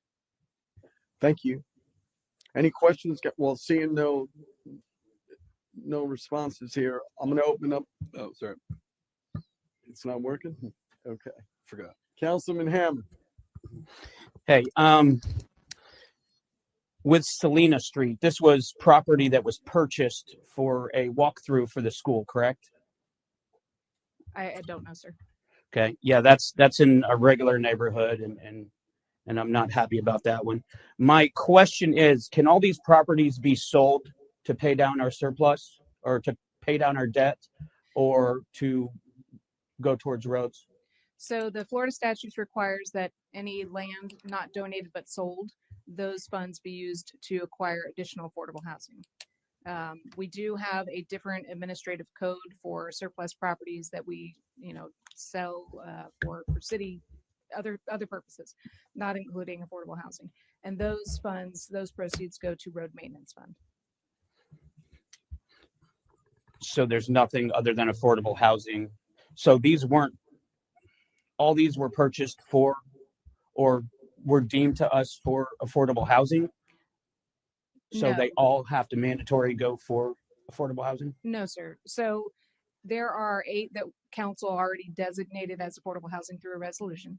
And there are 3 more that previous council designated as surplus for affordable housing, but didn't go through the resolution process. 2 of those. And then there's 1 more that we acquired just through foreclosure. So it's up to council whether you want to add those to the list of surplus for affordable housing. You can also add them as surplus just for general real estate. We have 2 separate admin codes for how we handle those. For the ones that get per the statute, we do have to use any proceeds towards future affordable housing. However, if it's just general real estate sale, our administrative code states that the proceeds go towards road maintenance. Okay, I would like to see that done if possible. I think we're at the point where we have enough people coming here until we get our roads until we reach our capacity. Our capacity is not where it should be, and if we can put anything towards it, I'd like to see that. Deputy Mayor Jaffe? So my question is, previous resolution, looking for an updated resolution adding the 3 additional properties. What would happen next? Would this actually get listed with a real estate firm and be advertised? Or if somebody were just to call the city and said, hey, do you guys have any affordable property? Can we buy it? Yes, absolutely. And we actually do get folks that reach out to the city and ask for surplus property for affordable housing. And this is the list that we provide. And of course, they have to go through the process, our typical process for a real estate purchase or donation, but they have to, at the end of the day, use that land for affordable housing as defined by the state. And typically, how much is this? Like, how much will we sell this land for? We would go through our real estate process where we would get an appraisal or a broker's price opinion. I will note, however, at this point, we do not have a real estate broker. I think it's impossible to provide affordable housing in this current economy. And I'm in agreement with Councilman Hammer that I feel like this property should just be listed as surplus property and not designated as affordable housing surplus property. Is that possible? Yes. Okay.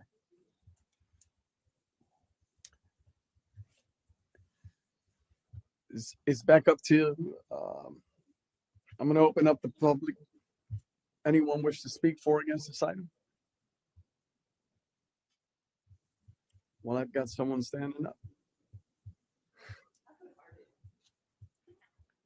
I don't need for item number 3. Yes, item number 3. Thank you. Ruth Koppel, 935 Douglas, Palm Bay.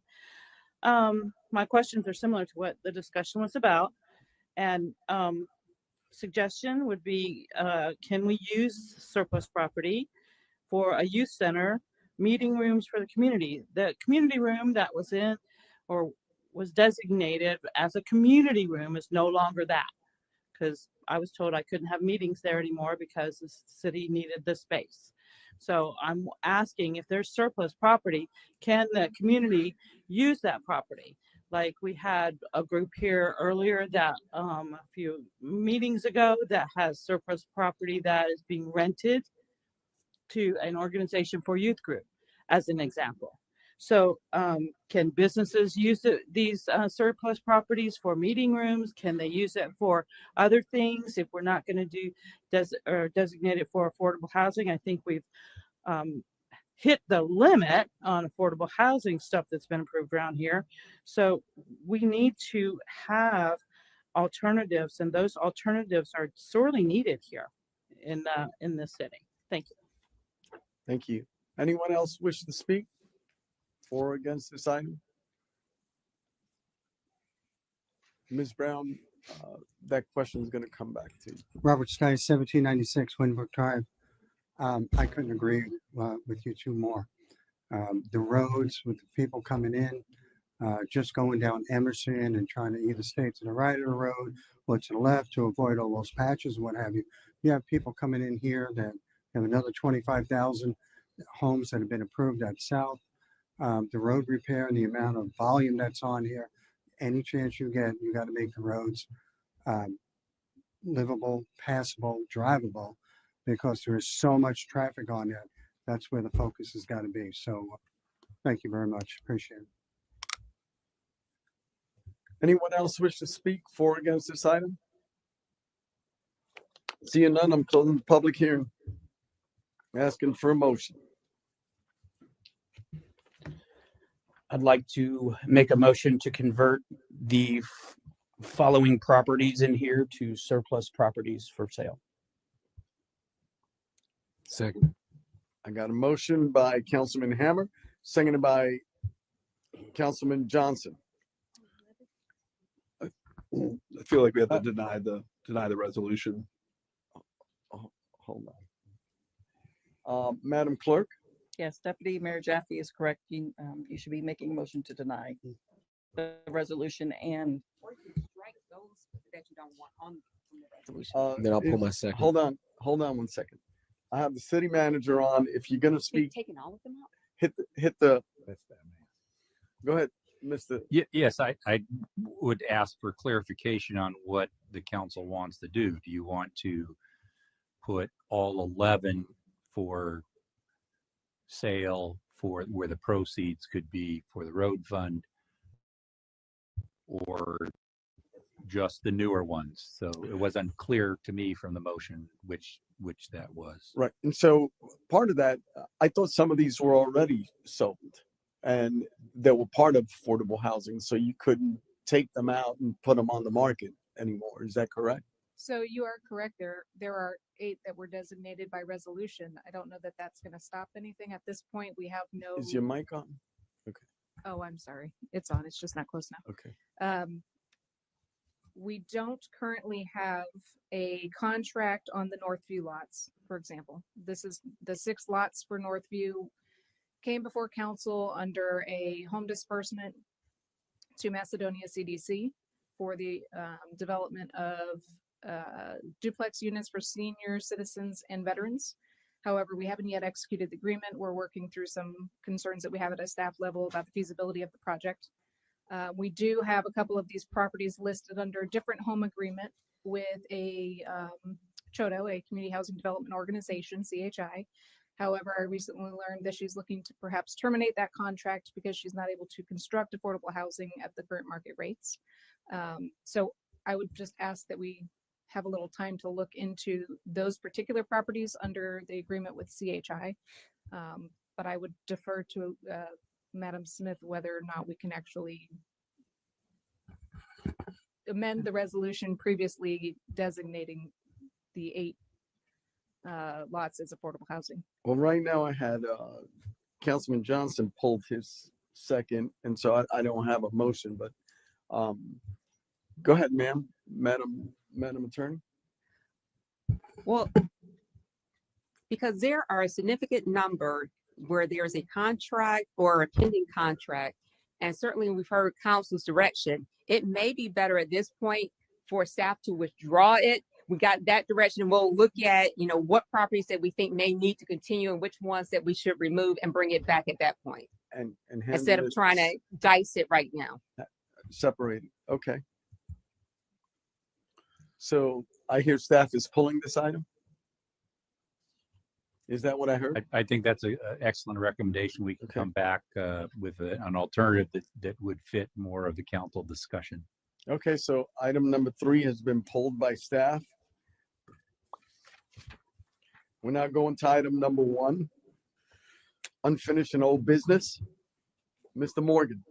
Yes, Mayor, the council gave direction on this item at a previous meeting to re-advertise in the hopes of hitting our July 3rd meeting of $170,000 worth of home funds. And in the meantime, staff got together and came up with an alternative idea, which we think is a good idea, but we wanted to come back to the council to see if that was your policy direction. But instead of resoliciting for the development of some housing with some tight deadlines, this would be used to supplement existing owner-occupied housing rehabilitation funds, where we have a very long waiting list. And it's obviously a policy call for the council, but after the previous meeting, staff thinks this would be a better alternative direction to head towards the hearing that lies ahead. Okay, I don't see any questions from council. Deputy Mayor, any comment cards? No, Mayor. Okay, I need a motion. So moved. Second. Got a motion by Councilman Johnson, second by Deputy Mayor Jaffe. All in favor, signify by saying aye. Aye. Passes 4-0. We're now on new business. Item number 1, Mr. Morgan. Yes, this is a consideration of a 1-year extension to the lease agreement with the Greater Palm Bay Senior Center, and our deputy city manager, Juliet, will give the presentation. Mr. Moscone, welcome. Thank you. Good evening, Mayor and Council. What you have before you is a 1-year extension to the existing lease agreement. So The original lease agreement was for 3 years with 2 one-year options. It's actually, as approved in 2021, the city manager has the ability to execute the extensions. Recently, we discovered that the extension that goes through 2025 was not executed, so we quickly fixed that. Based on some discussion, though, that you all have had at council, we wanted to bring back this final year extension. Also here this evening is Sylvia Fells. She is the vice president of the Greater Palm Bay Senior Center. Mr. Morgan and I went and met with the board in March and had a long conversation with them. There's a lot of content in this legislative memo about all the good work that the Greater Palm Bay Senior Center does in our community with their 1,200 members, their outreach programs. Their programming is very intensive. I feel very strongly when we sat down with Ms. Fells and the other board member that the city staff needed to do a better job connecting with the seniors.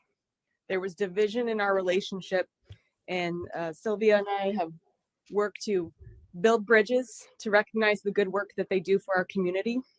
As such, we've negotiated a few minor concessions for this last lease extension that would go through 2026.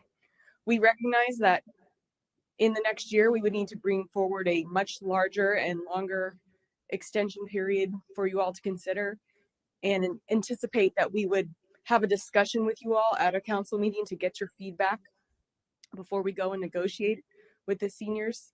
This senior center was built and designed to be a senior center back in the 80s. The fundraising for it and the grants acquired were for the purpose of having a senior center. Some of the things that we've negotiated that will benefit the city is the ability for us to hold 5 events a year with 14 days notice to the senior center, as long as it doesn't impact any of their other events, with no charge to the city. We've also increased the fee, that's their portion or share of the costs associated with making repairs in the lease. And we've also talked about things that are outside of the lease, like what we can partner on for the bocce ball court, for example. Although it's specifically listed in the lease agreement that this is the senior center's responsibility, we recognize that where it's placed in the Lockmar community, people walk onto the property and utilize it all the time. So our parks and facilities staff has gone out there and made a small maintenance investment of removing the roots of the trees that are creating a trip hazard or as people walk onto the property, just as an example. I'm available to answer any questions, and Ms. Fells is available as well. Councilman Ham? I know we're allowed to use the facility X amount of days per year already. Have we been utilizing that at all? Yes. We have. We host, of course, the Space Coast League of Cities dinner. We also host we hosted several special events this last year. I know we did the mother or the father-daughter dance. Father-daughter's dance was wildly successful. So this next year they plan to bring that back and also have a father-son dance as well. And I believe those are the only events off the top of my head, but am I missing one? Chief's Breakfast, I believe. So Chief's Breakfast is an interesting one, and we're still talking about that, right? Because that's actually not a city event. That is through their foundation. We did that at Harris anyways. Last year we did it at Harris. They're looking at bringing it back to the senior center, and they are already in talks with the senior center about renting the space for that room. And I have spoken to Lieutenant Kilmer and offered to help in any way to facilitate that. Okay, and my last question, if this gets denied today, does the city have anything that compares to what they provide there for seniors to do other than not do anything in Palm Bay? No. Thank you. I think she said it was originated through grants with the sole intentions of serving our senior community. Councilman Johnson. Yes, Mayor. Thank you, Mrs. Moscone. We've been on this journey for a while. So my question for you, do you feel 5 events is enough? Because just right there, that was 4, so I wasn't sure. You felt okay? Yeah, we talked about it. Okay. And we counted them up, and then actually, I think we're only at 4, but Sylvia was generous enough to agree to hold a 5th one for us in case Daniel and his team can think of another community event that would benefit the larger population, not just the seniors. All right. Thank you. Thank you. Deputy Mayor Jaffe. Yeah, I'd just like to make the comment that, I'm grateful for staff, meeting with the senior center and creating that bridge, because there was a period of a couple of weeks there where council was receiving emails. Some of them weren't really nice, about converting this to a charter school, and just some really bizarre rumors that I don't understand how I guess it's maybe the game of telephone. But I would just appreciate in the future if both parties can just reach out and have direct conversations, and then manage the members of the senior center with appropriate information. So, Yes. there's clarity on what the future looks like. Thank you. And if I may, there is actually a listing in the agreement that we participate in their board meetings, and we haven't been doing that. But Daniel has graciously volunteered and has great experience partnering with seniors from his previous work before coming to the city to be that liaison, and will be attending the board meetings and acting as the city's voice for exactly the communication you're talking about. Well, and that goes, you're to be commended for that. You and Daniel, right, is building and fostering relationships, because I do agree with Deputy Mayor Jaffe. There were so many rumors, even several weeks ago. Folks were coming in here perturbed, for lack of a better term, and coming up with all these rumors, and it's probably is the game of telephone, right? But thank you for your hard work. Thank you for building those relationships, and I truly appreciate all you do, ma'am. Thank you. So, speaker cards, Deputy Mayor. Bill Baden.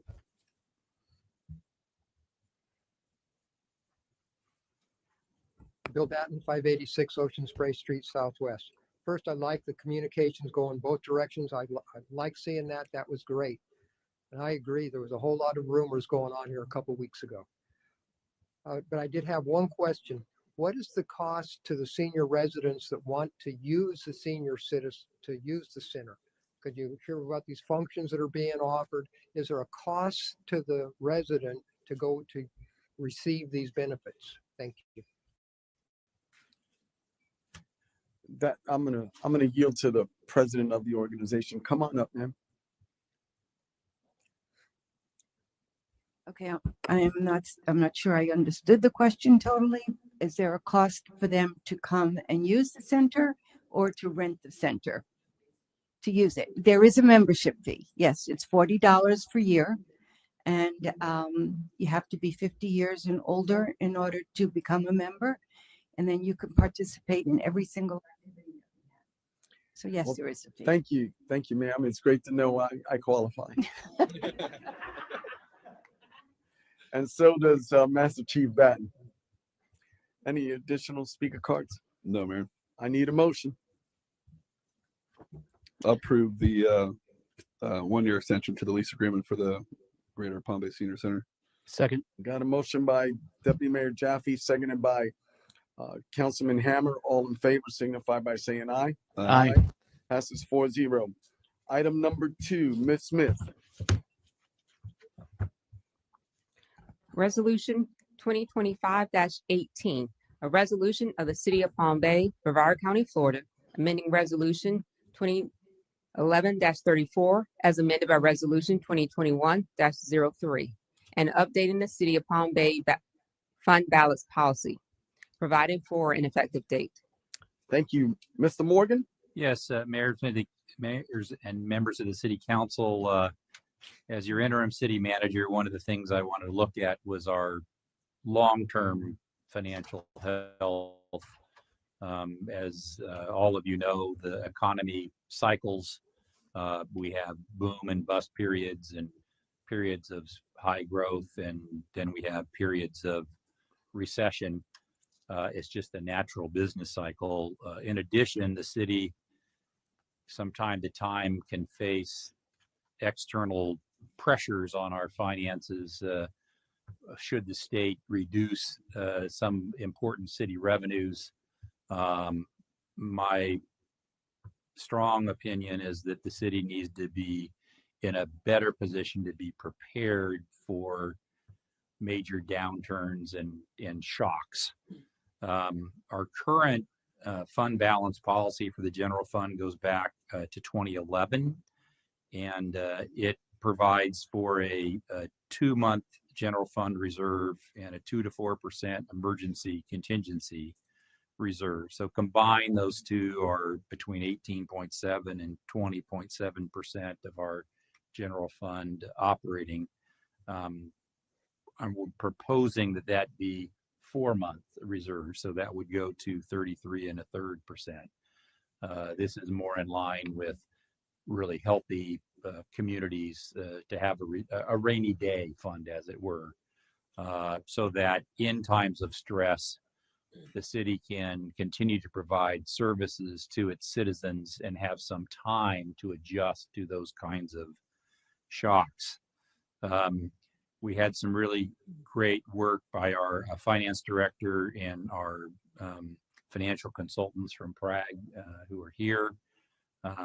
But I'm very proud of their work. And again, if I can contribute to a couple of important policies as your interim manager, I did want to look at this and believe that having a more significant rainy day fund while you have it is much better than when you don't and you're trying to build it.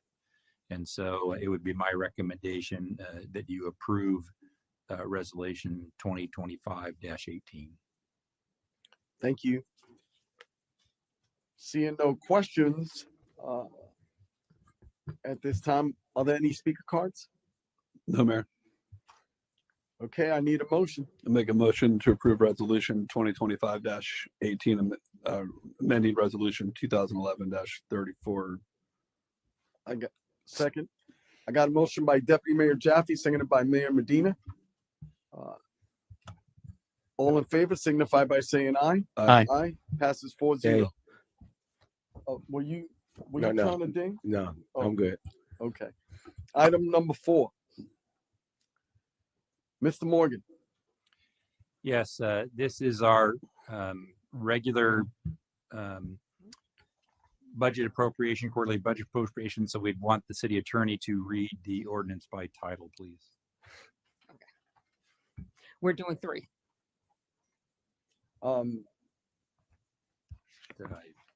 Yes. 3. Madam Yes. Attorney. Okay.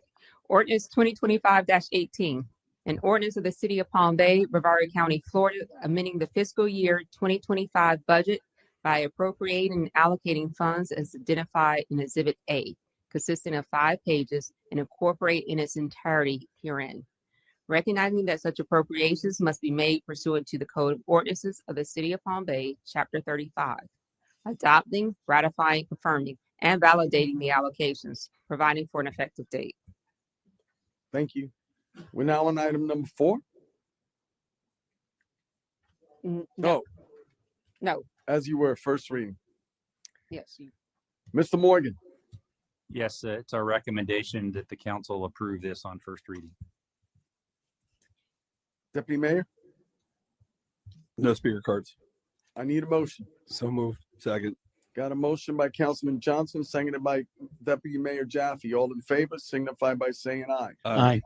Passes 4-0. We're now on item number 4. Mr. Morgan. Yes, Mayor, Member City Council, pleased to bring on behalf of the city attorney and myself a proposed employment agreement with your selected city manager, Matthew Morton. As you know, you had all-day interviews on Saturday, March the 29th, and you interviewed 6 candidates. Members of the public contributed to their views as well as our department head team, and you selected Matthew Morton. As directed by the council, city attorney Tricia Smith and I provided a proposal to Mr. Morton, and it was pretty quickly to do this. I think it's important for the citizens in the community to know that it's important for both the city and Mr. Morton that part of the agreement is up on the screen now, and it binds your new city manager to the International City County Management Association Code of Ethics. In past years, there have been issues in the city of Palm Bay, and to me, it was very important that we put this proposal forward and includes that contract provision. Mr. Morton immediately agreed that this was important from his perspective as well. In terms of the negotiated salary and other benefits, the salary is the same salary that you have offered me, which I thought was very good to get somebody with so much city management experience, both in Washington State and in Florida, as well as private sector experience, which doesn't always come with city managers, that can, I think, be very helpful to a city of Palm Bay, and that is a good fit. And I think the council made a very good selection. The other benefits are essentially the same as that which you give your other top management employees. And so the outlined terms are in the staff report, but it would be my recommendation that the council approve the employment agreement with Matthew Morton to be your city manager effective the 1st of May. Thank you. Any questions of staff, council? Seeing none. Bill Any Batten. speaker Bill Batten. Thank you.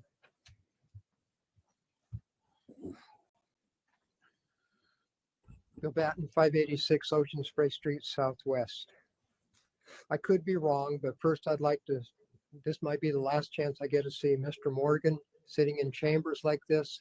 So before I want to say this in public, Mr. Morgan, you and I might not see things the same way, but I was very impressed on how you came in, stepped up, and managed this city. I was very impressed with that.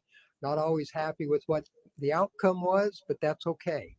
But I'm telling you in public that I was very impressed with what you accomplished. So thank you for that. That's the first item. Now on to the negative side that always comes with Bill Batten. All right. Mr. Morton, I agree, sounds like a very good person to be applying to be the new manager of the city of Palm Bay. Right, but generate a couple of questions. Right, his base salary, was going to be $240,000 a year, which you agree with. That was a, for Batten standard, high, but for this manager, that it was a fair price. But that led to another question, though, because of him belonging to the ICMA. Right, that there is a cost for that. And people don't realize, maybe when you go through the contract, you'll see what the cost of that was. That means the city, in conjunction with his salary, we then have to pay his dues for the ICMA. And his dues for the ICMA is $16,000 a year. So you then take that $16,000 and you add that to the $240,000 that he's getting annually. That puts his salary, for him being who he is, at $256,000, which is noticeable. I'm not saying it might not be worth it. I'm just wanting the public to know that you look at that 240, that you're seeing a very significant cost because of that ICMA contract that came with it. Right? That's the first item. Second item was the fact that if you end up firing this new city manager, just remember that's going to cost you $92,000 when we get a new council. I wanted you to look at that, because that was 20 weeks if you fire them right after an election. $92,000. That's a pretty good umbrella for that individual. So I want the responsibility to fall back on you and say, don't fire, hold out for 3 months until after the election if you're not satisfied with them, so you can save me some money. Okay, I'd like you to save my money and don't just get up there and first day after the election, the first thing you do is vote to fire the city manager. And then you know what? It cost me money. That would have been paid. That could have paid for my special election. Thank you very much. Next speaker. Mark Miller.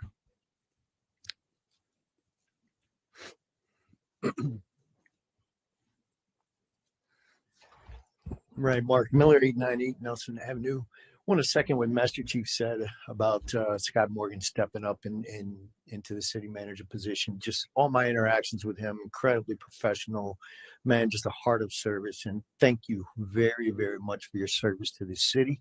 And also as you hand off the baton and help him get up to speed and running. Not that I have necessarily anything new you haven't heard before, but again, we got to set this new guy up for success with a prioritized list. I mean, we already even tonight loaded him up with the whole code of ordinances in his first 2 weeks to digest everything about it and every detail and go through it and be ready by May 14th. That just seems like a lot coming on board when we got a huge city with all the problems that we have. So I want to really encourage the council to itemize or prioritize list. Maybe it's not the whole code of ordinances. I don't know. Maybe I misunderstood that. But for me, it was, okay, you got 2 weeks to know every detail about this new code and figure it all out on top of learning everybody, learning the city, learning the issues. That's a lot to ask of a leader in the first 2 weeks. So just be careful we don't load so much on him the guy crumbles and fails right away. On that, I would also, I did not get an opportunity to read the contract, my fault. Monthly performance feedback.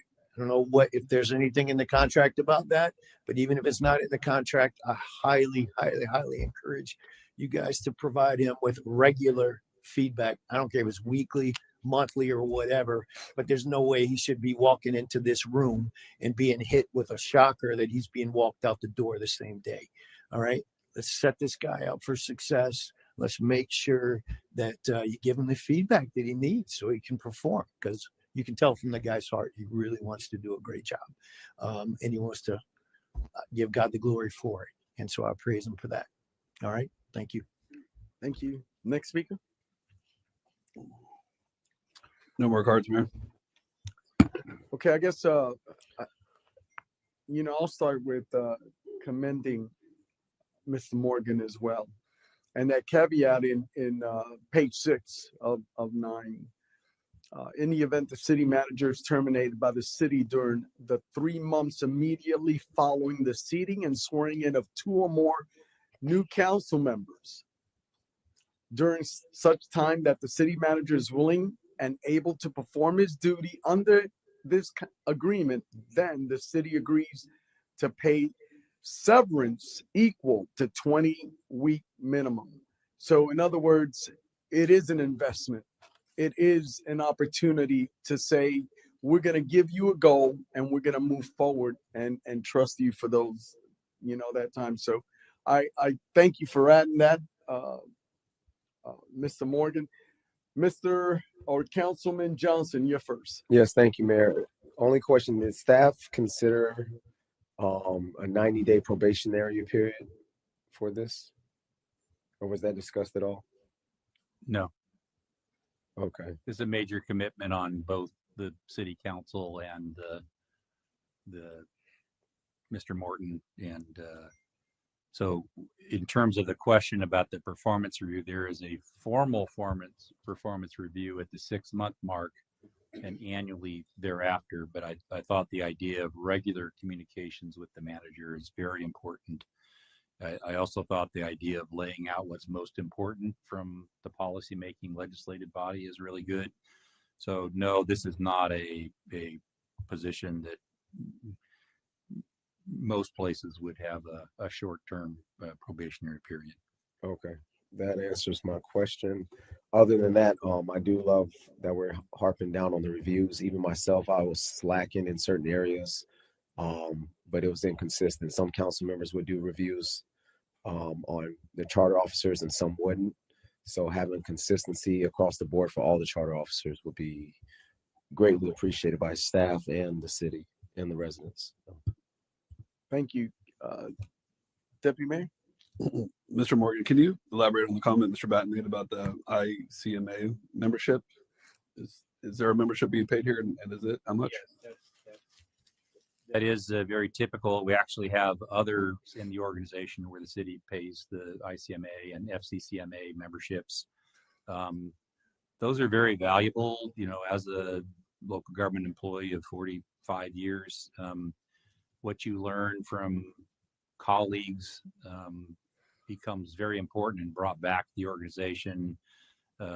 Certainly, we provide training opportunities for city council members through the Florida League of Cities, for fire and police.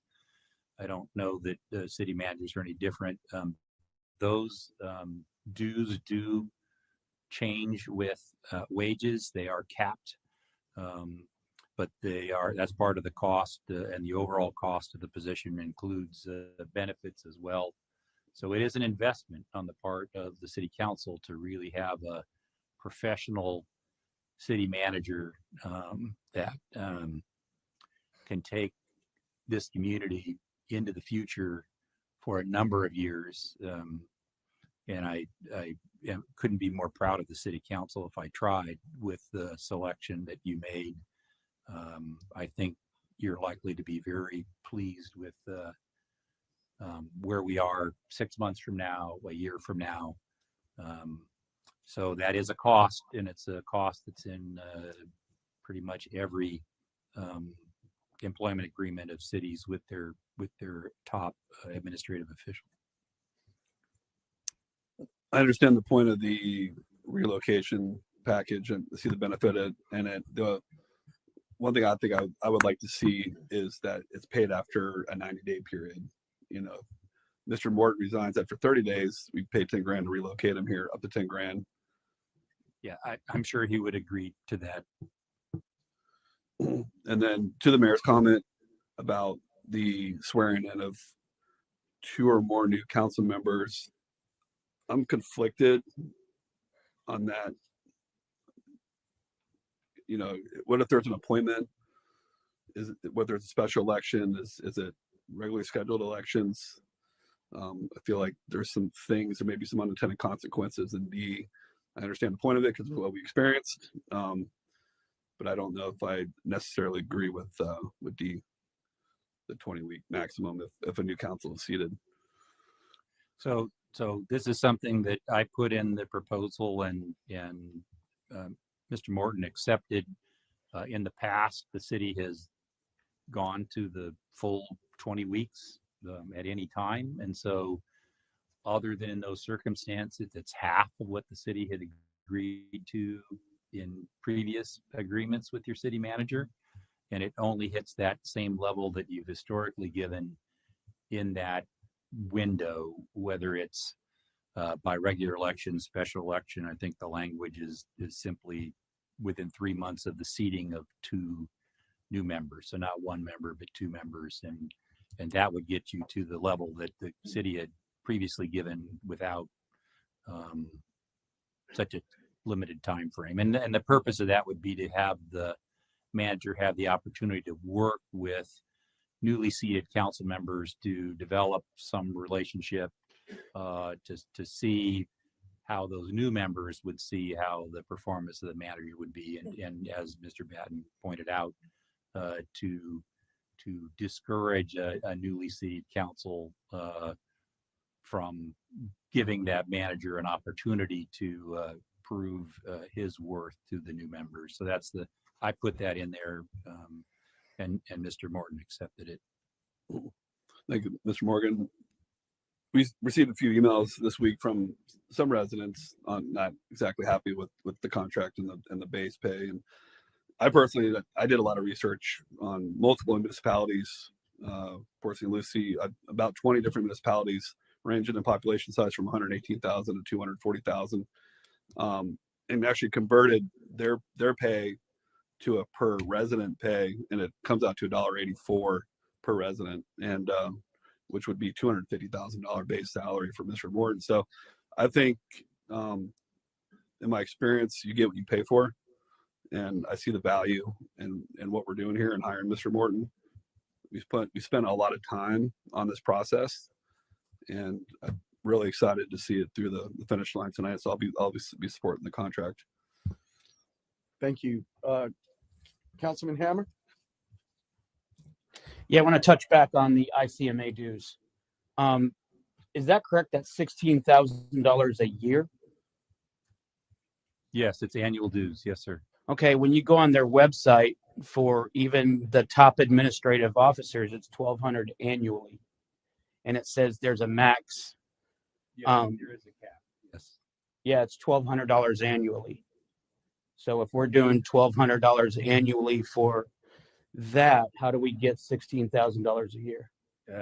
I have not looked at that website, but I do know there is a cap. And so think of cities in high cost areas, California, New York, and so forth. So ICMA decided that it wouldn't all roll with salary while still recognizing there are poor rural communities that can't afford as much. But the rate that Mr. Batten quoted and you quoted, without looking it up myself, if you are looking at it and that's the cap, then if it's on the current website, then Yeah, I'm looking at it right now. It's saying CAOs, assistant administrative officers, and everything above is an annual salary times 0.0065 up to $1,200. And that's the new annual rate as of 10/1/22. Okay, so if you're looking at that, then that would be what that cost to the city would be for his membership. That's like $1,400 or $14,800 a year less. So if we can do a double check on that, I'd really like to know that, because that's going to affect a lot. I know they do have a life member, and if that is for a life member, but I think that's a one-time fee.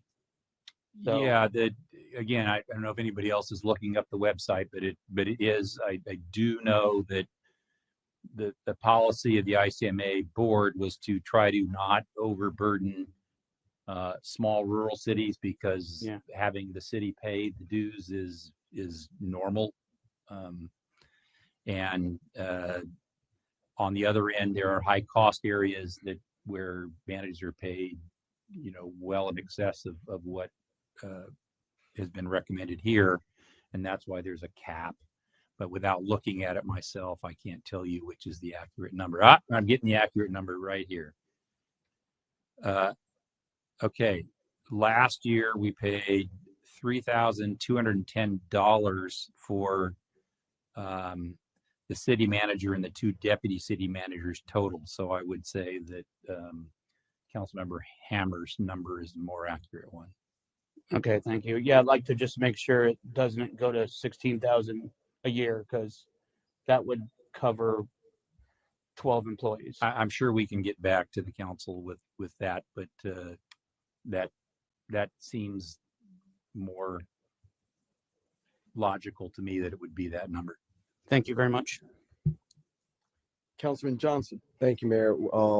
With the advertising of this position, the city manager position, was it advertised that we would provide a one-time moving allowance? No, that was a negotiated item. Okay, because going into applying for the position, you know where you would have to move to. So that's another thing. I appreciate you catching it with the 16,000. I see this 10,000 as not necessarily needed.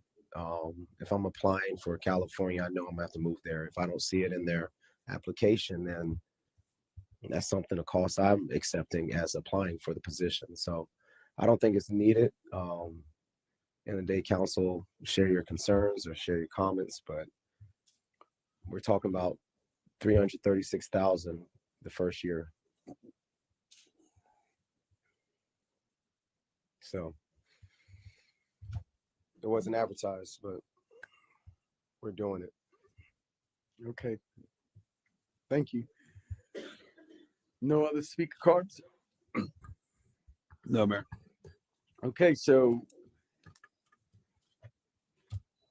I need a motion. I would make a motion to approve the proposed employment agreement with Matthew Thomas Morton with the removal of the one-time moving allowance and the 16,000 for the ICMA.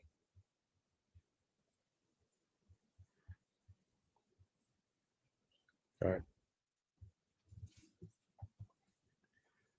I have a motion and it dies lack of a second. I still need a motion. I was trying to understand the second part of the motion, the 16 what? The I 16. thought we clarified that wasn't the. That's what they're asking. Mr. Morgan. Yes, just for clarification, I think perhaps the misunderstanding from Mr. Batten is the ICMA is the deferred compensation program that the city has contracted with for all of our non-police fire employees. And so that they have a 457 plan, which the tier 1 employees have employee contributions and employer contributions. And so that rate is for not the ICMA membership. That is for what is commonly called ICMA. It also has a rebranded name, that Mission Square. Thank you. So I think that is the confusion on that item. That is something that is offered to all the tier 1 employees and is part of the total compensation that is shown in your staff report. Councilman Ham. Speaking of that 457, that's only the match that we give to the employee, and they do not receive that back until they're fully vested, correct? There is a waiting period for one of the should be 5 current years plans. And so I don't know if Laura's here. So yes, there is a waiting period for one of the 2 deferred compensation. I do remember when I was an employee, you had to be here for 5 years before Yeah, there is a waiting period, but I couldn't, without Laura here, I can't tell you. I think our city attorney is trying to pull that up. Thank you.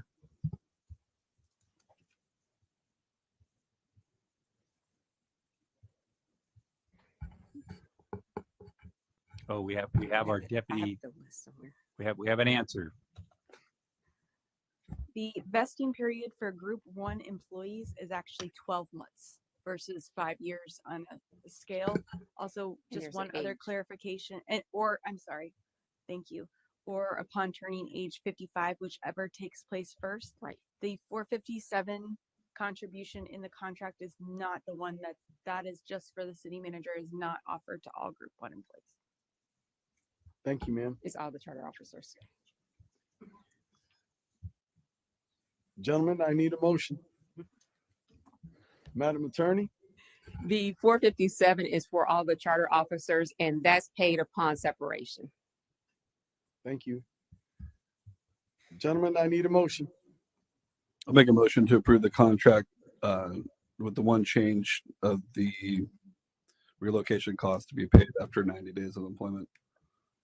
Second. I got a motion by Deputy Mayor Jaffe, seconded by Councilman Hammer. Any further discussion, gentlemen? Seeing none, all in favor signify by saying aye. Aye. Aye.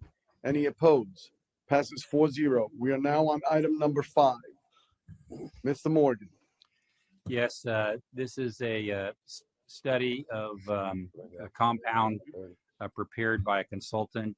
We received the grant, and we have Joan Buncala Brown to provide a presentation to you.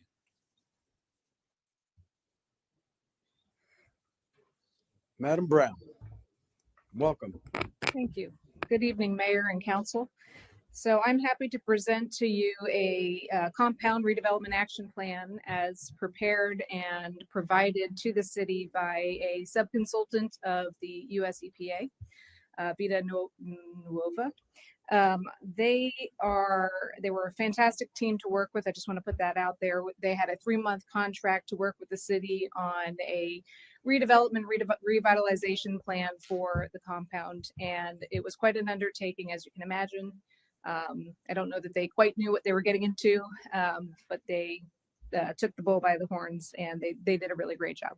So on their behalf, I'm going to present to you tonight an action plan. I am going to share that it's a great pie in the sky idea, and whether it can, be implemented over a series of 5 to 8 years as they recommend, that's to be determined. But they come up with a lot of really proactive and I think somewhat aggressive suggestions. So with that, I'll start on the first slide here. So this is just an overview of the technical assistance that they provided. So they came in as a consultant of the EPA. They were granted about $100,000 to work with the city for 3 months and to hold stakeholder meetings and interviews with various property owners, city employees from various departments, partners, resource partners like the EDC, the FPL, just to name a few. And so what they have provided is a general assessment that includes land uses, strategic plans already adopted by council, economic development initiatives, utilities and infrastructure, both existing, proposed, and looking at what might be needed, transportation plans. They've conducted over 30 interviews with stakeholders to include Bombardier Recreational Products, or BRP, and other select landowners such as David Moallen. They conducted 2 site visits to the compound. They toured units 51, 52, 53. And the action plan, just as an overall, provides a phasing plan that is aimed to promote job creation and private capital investment, specifically in the compound, but really focusing on Unit 53, which, as you know from previous compound presentations, is sort of our low-hanging fruit. They provide next steps considerations and a high-level financial analysis and direct job creation estimates. So again, this study really builds upon the previous studies and assessments and analyses that the city has already commissioned. And that includes the strategic plan, the economic development strategic plan that council adopted in and the following compound analysis that council adopted in 2024. So they identified a couple of strategies, the goal being that they want to encourage further economic development in the compound Unit 53, leverage the city's existing high technology sector to attract new talent, business, and private investment, facilitate the development of a business or industrial park in the compound, again, specifically Unit 53. They identified some challenges, but you'll note that the very first one, probably the most obvious one, is when we look at creating economic development opportunities in the compound, one of the major challenges we have is that we don't have a large mass of land of contiguous acres that we, the city, own. Nor is there a large mass of land that any one developer owns that is not either bifurcated by a road or some other land constraints. The other key contributing factors include the unique property ownership of 2,700 property owners. It's pre-platted, disjointed parcels, multiple land entitlements, lack of existing infrastructure, and of course, there are some constraints when it comes to our existing employer, BRP, whereby they like to have a buffer to provide confidentiality for the projects that they and products they provide.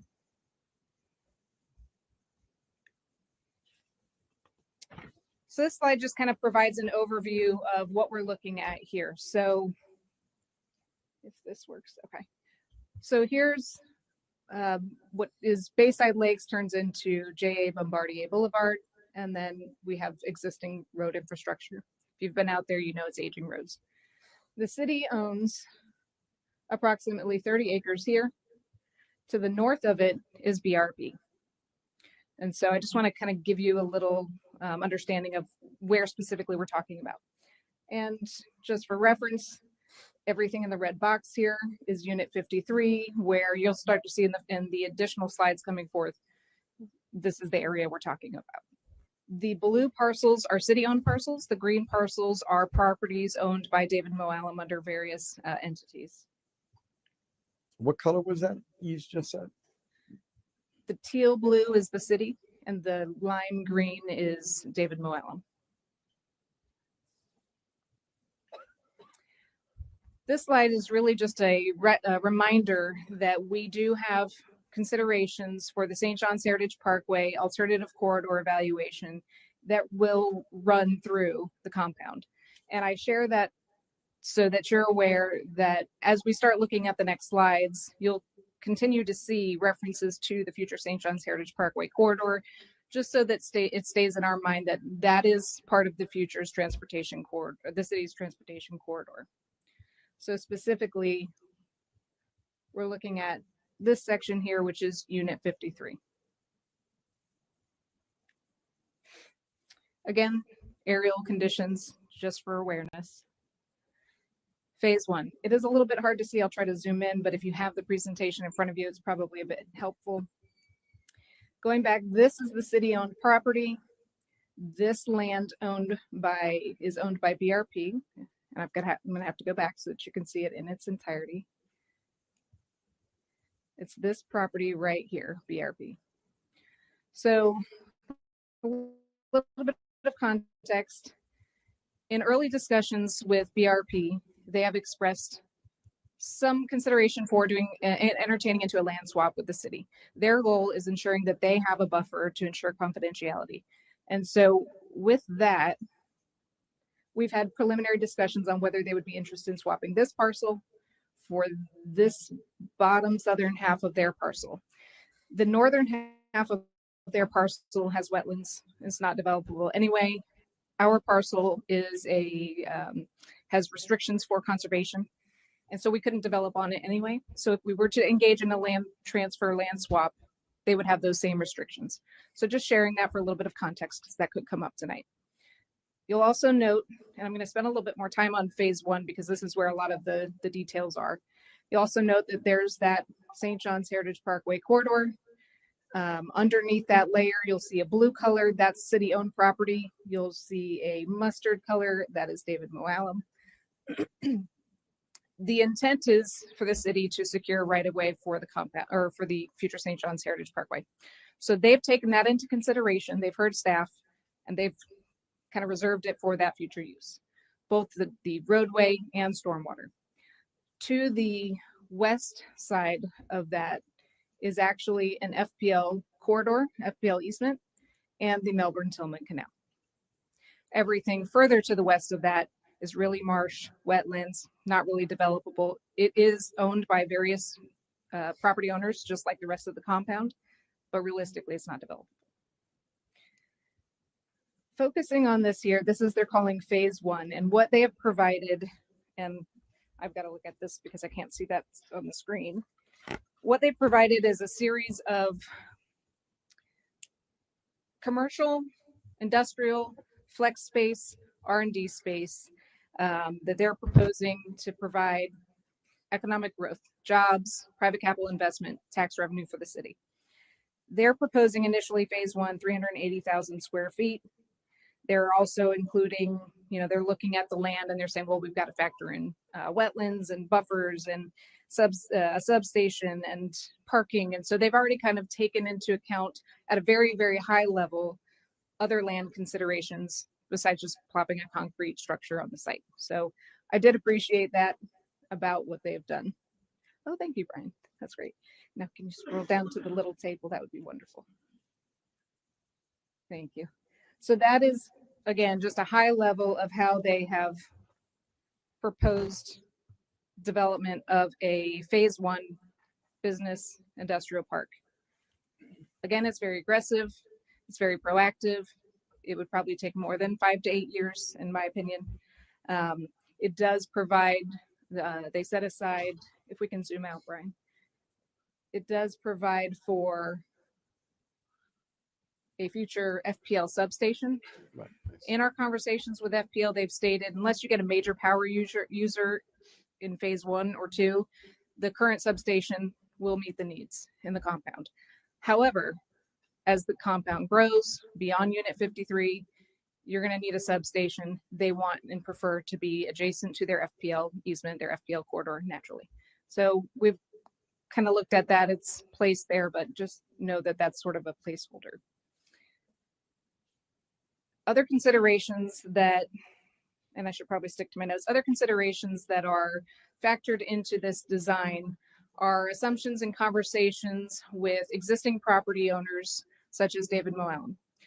Discussions on whether there'd be amenable to administrative rezoning of his parcels for commercial industrial use, land swaps, using existing roadways, identifying users that wouldn't be high traffic generators, because again, you've got sort of one way in, one way out, and that's Bayside Lakes Boulevard.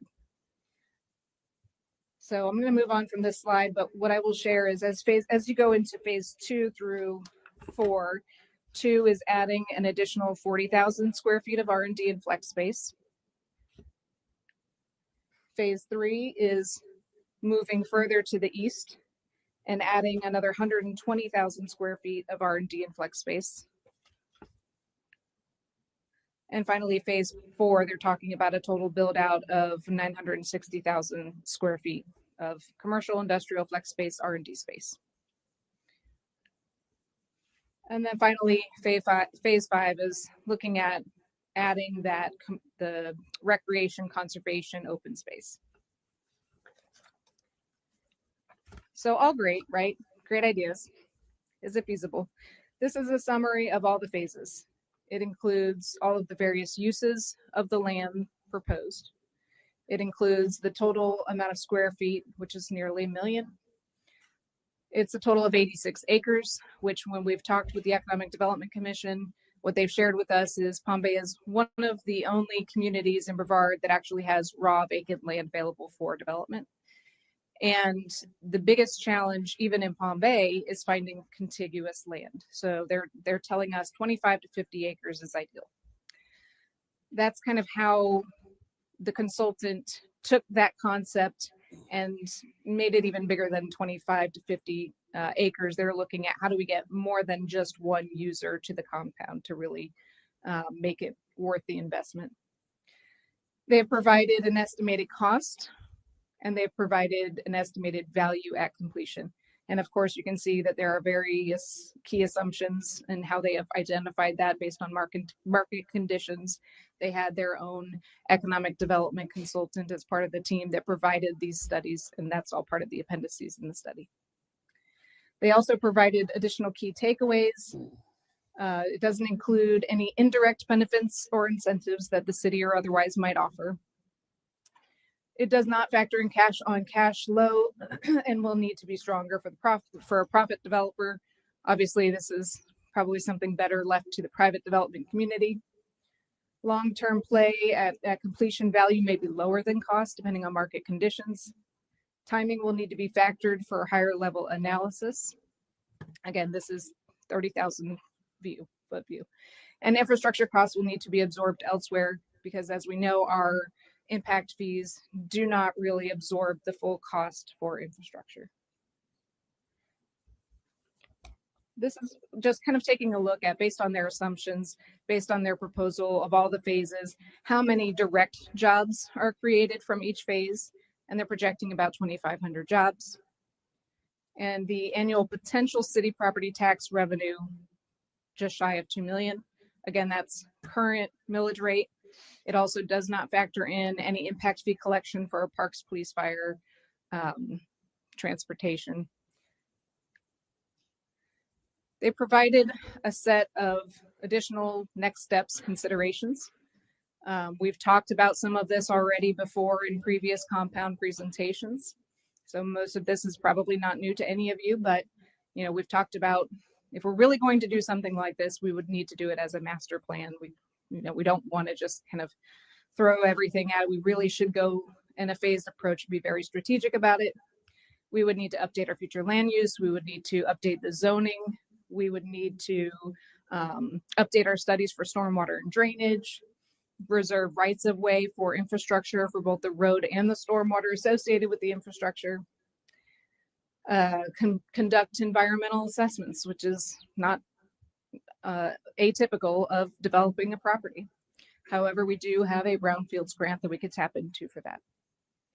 We would want to explore land swaps with BRP and other users as willing, explore acquisition, and finally, we might need to look at redesignating certain parcels that have a conservation easement or deed restriction, because otherwise you really can't get that full contiguous acreage.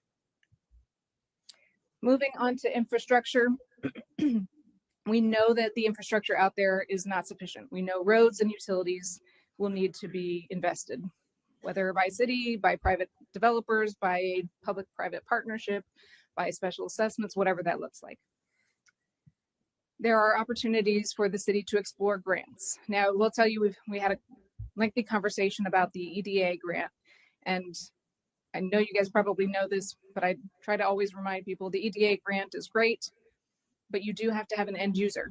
So we received an EDA grant in the past. Our end user was Harris. This was the realignment of Troutman Boulevard, I believe. So that's the caveat. Which one do you do first? finally, we've talked about this, and I know that there are some folks in the room that might bring this up as well, but whether council has a desire to do a special assessment. And then finally, just making sure we're considering FPL and their substation needs and our power needs in the compound. Marketing and rebranding. So if we're really looking to redevelop the compound, we probably should maybe stop calling it the compound. Maybe we look at rebranding it, marketing it as a destination for business, industrial users, major employers, university research and development, the gamut.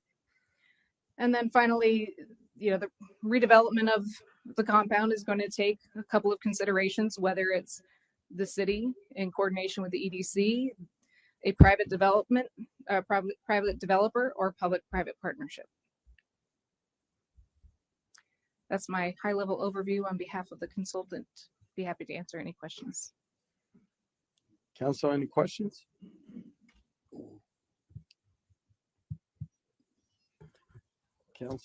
Councilman Hammond? So have you discussed with Bombardier if we do that land swap, are they going to leave that property in the front vacant, or are they going to move manufacturing here? They would leave it vacant. They require a vacant. buffer. Yeah. And my other thing is, I just want to say thank you to you, to everybody involved in this. This is something that's 20 years in the making. I'm 45 years old, and my first day that my dad let me drive alone when I was 16 years old, his first rule was, don't let me catch you at the compound. So to be part of this step forward in seeing this is so huge for me. It's so huge for a lot of the people in this community. And I thank you for all your effort you've put in. You two, or everybody involved, has been amazing. And I thank you. Thank you. Deputy Mayor Jaffe. Yeah, I know how much work went into this. Commend that, especially for you. It's very, very well done. Great presentation. There's a lot of things I agree with. The rebrand, and I think it's extremely important. It's something that I've thought about for a very, very long time. I don't think anything's going to work out there unless the parkway's in. I think that's the key for everything. Industrial wouldn't even go out there unless they had quick access to I-95. I do see it, with the parkway in. I think industrial could be successful out there, but until the parkway actually exists, I think it's a much longer than a 5 to 8 year reach. I think for the compound to be successful, I think it would take a public-private partnership and multiple developers and a special taxing district to pay for all the utilities and services that's going to be required out there. And the city shouldn't be a developer. We're not good at developing, and should partner with the professionals that know how to get it done. So that's my comments. Thank you. My comments are that this is a plan, right? For years, and I hear what Councilman Hammer's saying, for years, this is something that the leadership has never even looked at. And this is a step forward. This is a vision. Without a vision, we're going to perish. And I believe that this is a way to go. When we asked you to dwell into this, we asked you to take on this task, and we gave you some direction. We want a strategic plan, and you partnered, and this is what you brought back. So kudos to you. Thank you so much. I know it was a lot of work. To the argument of the industrial part working, I believe that there is a portion of our land that we need to invest in. The land swap is a great opportunity, right? That's a great step, and I'm all for that. Also, we need to police our own. So we can't say come to the compound if we're not investing in our own. I do wholeheartedly agree we should start naming it something else. We should start marketing that yesterday, right? I've always said that. So whatever that is, maybe strategically we could get a team going to start calling it something else, and that's what we start marketing, and we start building that vision on that. But I am very supportive of this plan, and I think it's taking an opportunity and making an opportunity. And despite the challenges for decades, this is How do you eat an elephant? One bite at a time. And I think this is a great bite, if you ask me. Actually, we've taken a few bites because we got to this point, right? So kudos to you, ma'am. I know that you've taken this on. You've devoted so much time and effort, and I love the vision that has come about through this. The whole swap exchange, the land exchange, the vision of that industrial park. To your argument, sir, I agree. We need to focus on bringing that, the South Heritage Parkway to start connecting on that. And that's another argument, right? That's another vision with the TPO and elevating that. But this is a great opportunity for us. Do we have speaker cards? Ma'am, I really appreciate you. Thank you. Bill Batten.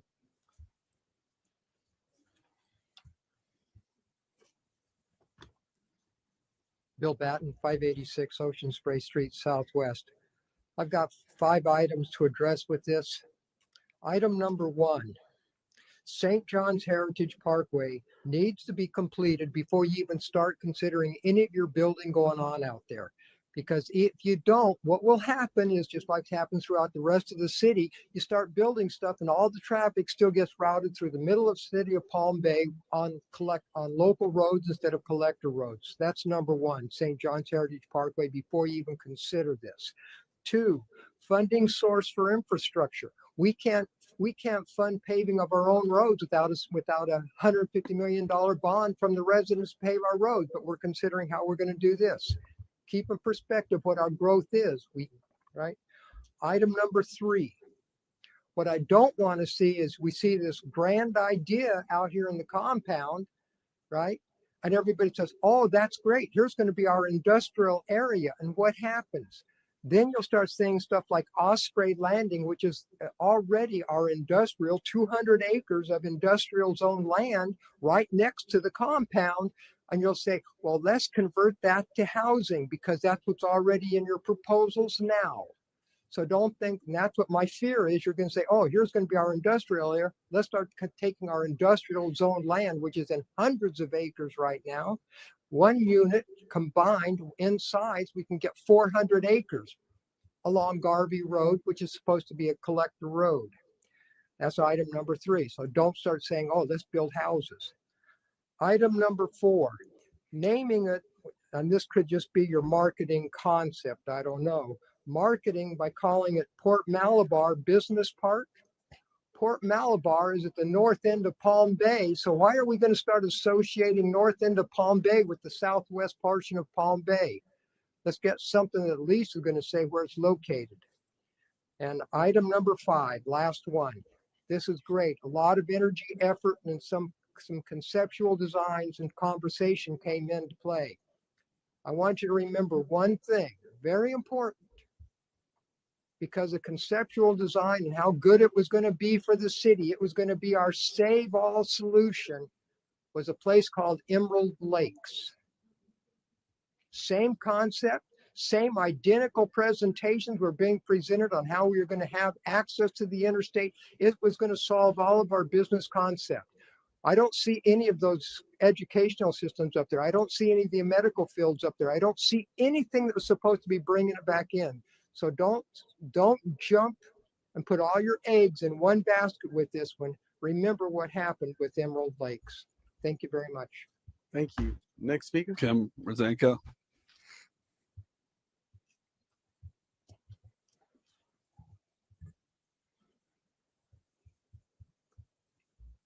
Good evening, Mayor, members of City Council. Kim Rosanka with the law firm Lacey Rosanka. I'm in off Wickham Road in Melbourne now.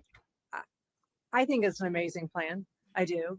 I think it's a 100,000 level plan, not even a 20,000 level plan. It's a great concept, but I think it needs a little bit more because there's so many challenges out there. I have been working with a design contractor who is interested in bringing utilities and improving the roads in all of the compound. I've been aware of this plan for a while, so we've worked around this industrial concept area, and I'm hoping to bring a presentation to you on May 15th. He's a site contractor, utility contractor, and the idea is to develop some of this to the east and then further to the north or south with the residences that are there. And the concept is to use your special assessment. And the special assessment is only paid by those who live there, who have ownership there. So we'll be coming to you hopefully in May to talk to you about this. And I bring this up because they do talk about the 2,700 different property owners. There is about 900 just in the Port Malabar Unit 53. And my client owns some. He's been working with Mr. Malone to possibly buy some of his. He has family here in Palm Bay. He works up and down the east coast of the United States, but he is interested in helping Palm Bay, and he'll be here with me as well. There are significant concerns with this plan because the utilities and the roads, but a special assessment can manage that. We're working with Jake Wise and CEG to come up with an estimate of what a per lot cost would be to develop the residential, not in your industrial area that you've defined, but next to it.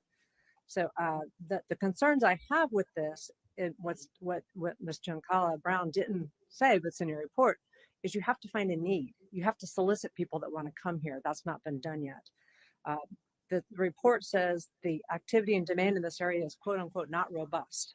Also says there's flat to negative demand is perspective in this area, at least for this year, and that rent growth has slowed. So you all don't want to be in the business, obviously, but getting a developer to come in and do here is going to be a challenge. The other challenges are also the land acquisition, the planning, the cost estimating, and the timing. Again, I think it's a great plan. This works with everything else, but also with the St. John Harris Parkway. If that doesn't come, then it's going to be a problem.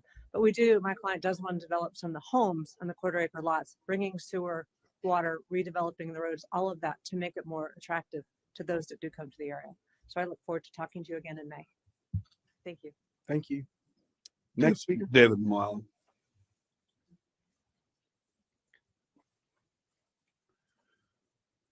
Good evening, Mayor, City Council.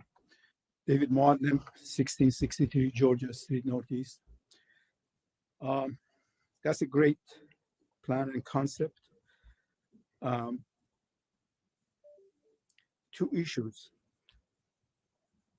Compound will come all together. It will happen. You don't need to do anything. We need two things. St. John Heritage Parkway, without it, no industrial company is going to consider. They can look at it, they're going to walk away from it. We need access.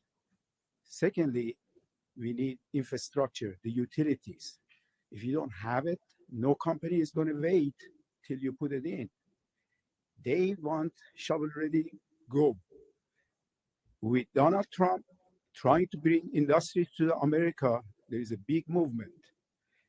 In Space Coast, Brevard County, we have a lot of talent. We have a lot of educated, industrial, high-tech. We can bring them in if we can tap into the environment that is in Washington, see if they can help us. I saw a thing over here that says FAST, Fixing America's Surface Transportation. Do they have any money over there? You know, can we get this beltway? Because that's the key. We can bring the utilities, but the beltway is the key. It's only 14 miles. The other thing is that you got 85 acres that you got to do a bunch of land swaps that possibly, you know, they can do an industrial park. I got 100 acres in Cogan-Wingham partnership, which I'm basically 100% owner of that partnership now. I can add that to your industrial ammunition, so you have a lot more acreage. Just, I have one request that if you did a light industrial, the zoning got to be also accommodate commercial and possibly multifamily, because in case the industrial doesn't happen, I don't want to be stuck over there and keep on paying property taxes. So I should be able to use it, because beyond unit 53 that we are just had the study over here, there's a 52 and 51, and there's going to be a lot of housing built over there. are already platted. So that's my 2 cents. You need to concentrate on the beltway and the infrastructure. Then it will all come together. You don't even need to do anything. You know, the developers would be all over you. You know, the companies would be all over you. Thank you. Thank you. Next speaker. No more cards, Mayor. Okay, Council, what's your pleasure? I would like to make a motion to accept the compound redevelopment action plan as prepared by Vida Nuovo with the terms of requesting staff to come back with a plan incorporating their recommendations with timely standards and a budget. I'll second that. For discussion, what do you envision?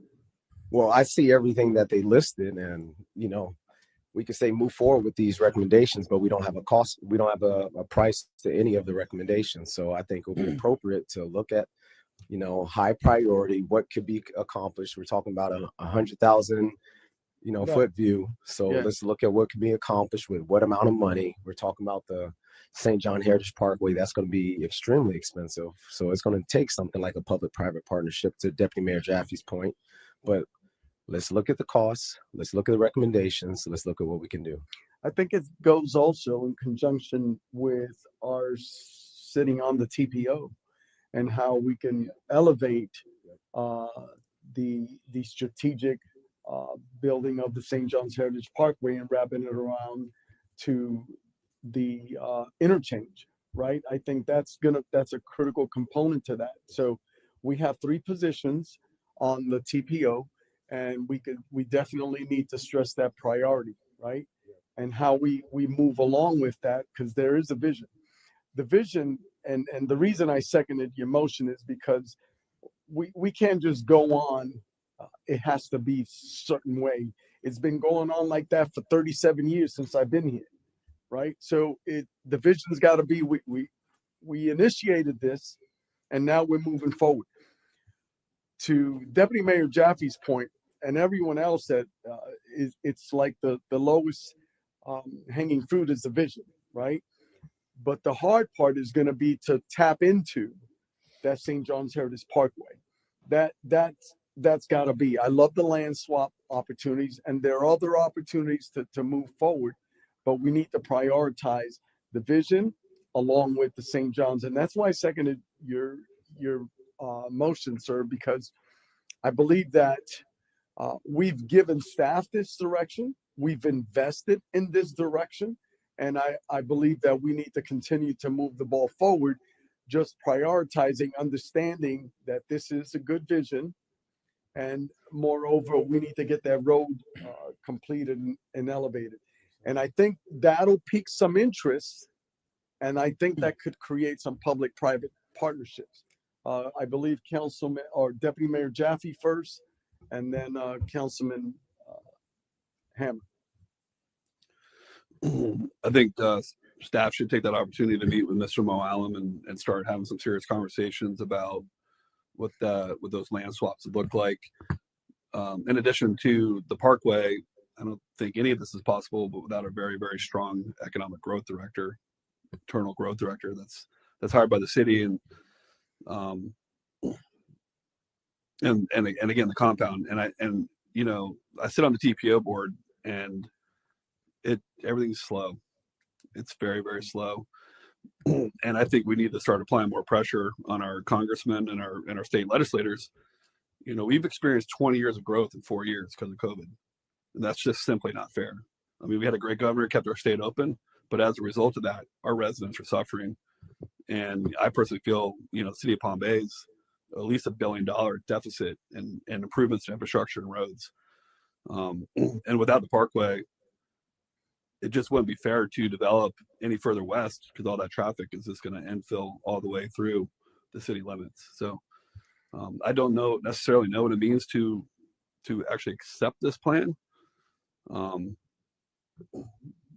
still think it needs work. I think it needs meetings with stakeholders. I think an RFP process should be part of this, part of the top part of the plan. And I don't know. I'm just concerned without the Parkway and infrastructure that we're going to set ourselves up for failure. Councilman Ham. I think we're also forgetting in 2 weeks, we're going to have somebody sitting up here that actually specializes in stuff like this. So I love Councilman Johnson's idea of moving forward with the recommendations, but I think we need to I mean, I know you guys don't like workshops, but I think in July, August, we do need to have a sit down, and we need to actually designate time to get a good foot forward on this, get everything that our new city manager is going to bring in, take these options that we're given here, because just because we're accepting it, it doesn't mean we have to follow it.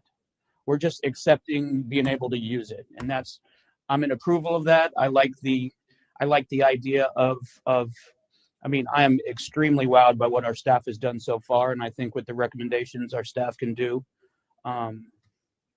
can provide what we need, especially if we do have an actual discussion that's focused on this. I think Mr. Martin's going to bring a completely different light to the table. He's going to bring ideas that have worked in the past.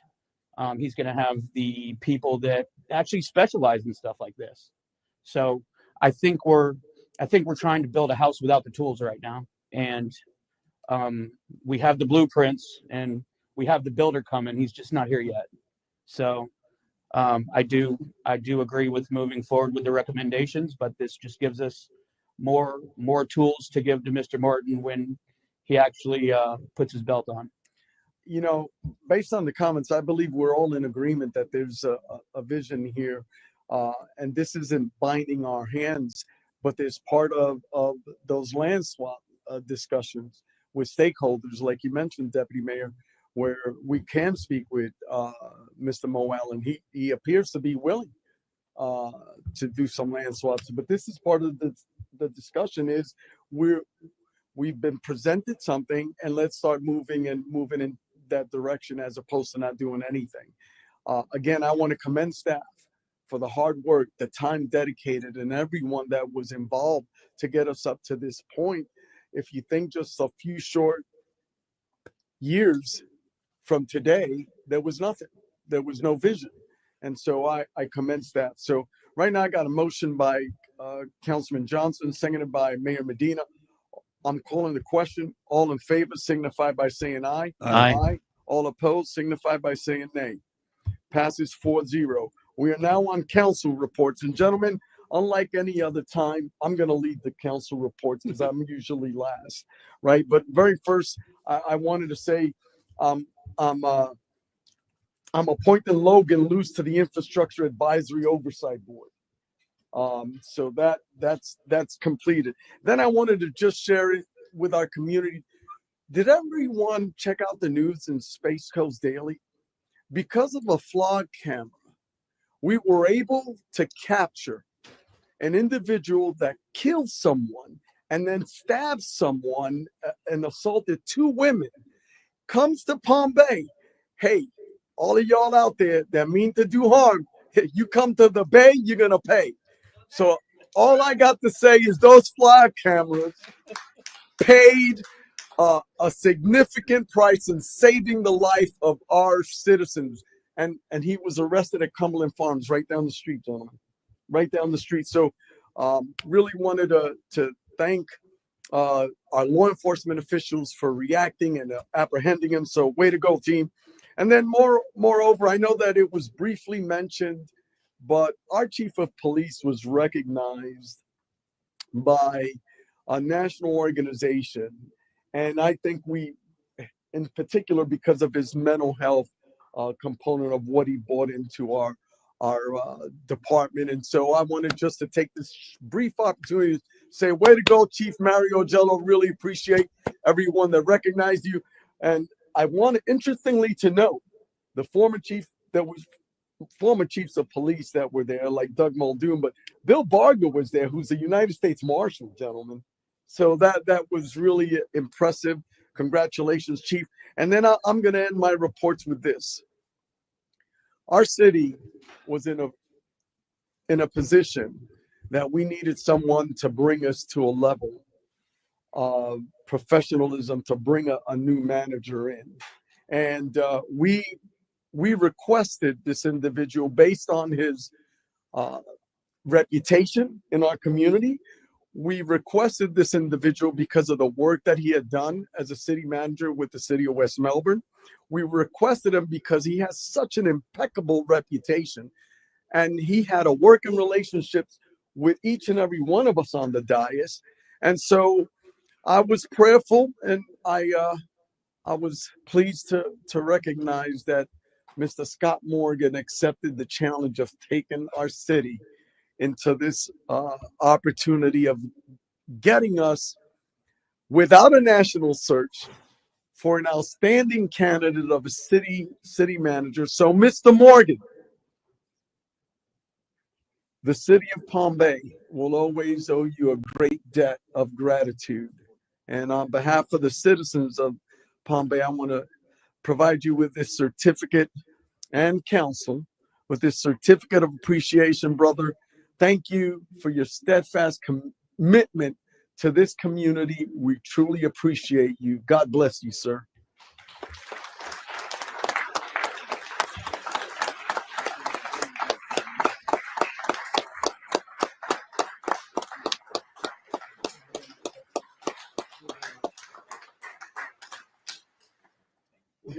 We're gonna sit you over. We're gonna stand you over here, sir. We're gonna take a photo. Come on, with the council. Let's all pretend we love them.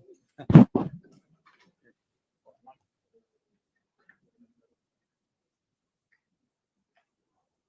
2, 3.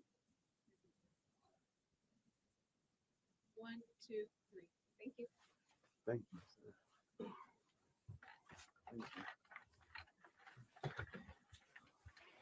So that concludes my report. I will go to Councilman Hammond.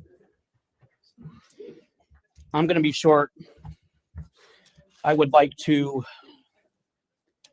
give my support for Aging Matters being added for funding coming up in July. I would like to just show my support for it. They do Meals on Wheels, and I got the privilege, not the pleasure, the privilege of going out and delivering meals to, the group we did was over 100 people, and they have over 100 on a waiting list. The impact that they have with the community, they're checking up on people. Some of these people, this is the only people that they have conversation with all week long. Every single one of the people that I met were probably some of the most amazing people I've met. They have stories. They just, it was saddening to see them in there sitting alone, and how happy they were to see Meals on Wheels show up. It's not just a meal. It's a service. It's being there, providing, I wouldn't even say support, it's security. There's a lot of these stories I'm riding around with them, and they're telling me they see something wrong with their house and they let them know. They even get the mail for them. This is something that's huge, and I think it should be a priority moving forward. If it's something that we can do and it's something that we're able to provide and we have the opening for it, I would 210% suggest we move forward on that in July. Thank you. Councilman Johnson. I'm good, Mayor. Deputy Mayor Jaffe. I'm very excited that it's 9:19 and we're on council reports. It's incredible. And the consent agenda passed for the first time since I've been on council unanimously. I just want to echo the mayor's sentiment about Mr. Morgan. Really, no more could be said, but I think probably one other person needs to be thanked, and that's to your wife for allowing us to have you for these last few months. So if she's watching, if not, please share that from us to her, because you know that the night we had the change in leadership, this is my first meeting as a council member, and I was like, what happens next? And you know, we were graced with your presence and your experience and your leadership, and I'll be forever grateful. So with that, I'll close my reports. Thank you. Thank you, Deputy Mayor. Very well said. Mr. Morgan. Yes, it's been an honor and a privilege. I've got a couple more weeks. I'm going to work to my very last day because Palm Bay deserves nothing but everybody's best. Certainly going to leave a piece of my heart here.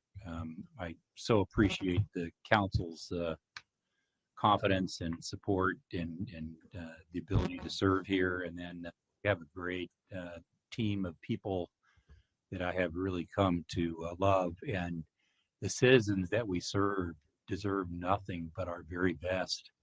And I'm just humbled that for the recognition and the kind words, and also look forward to going back to retirement.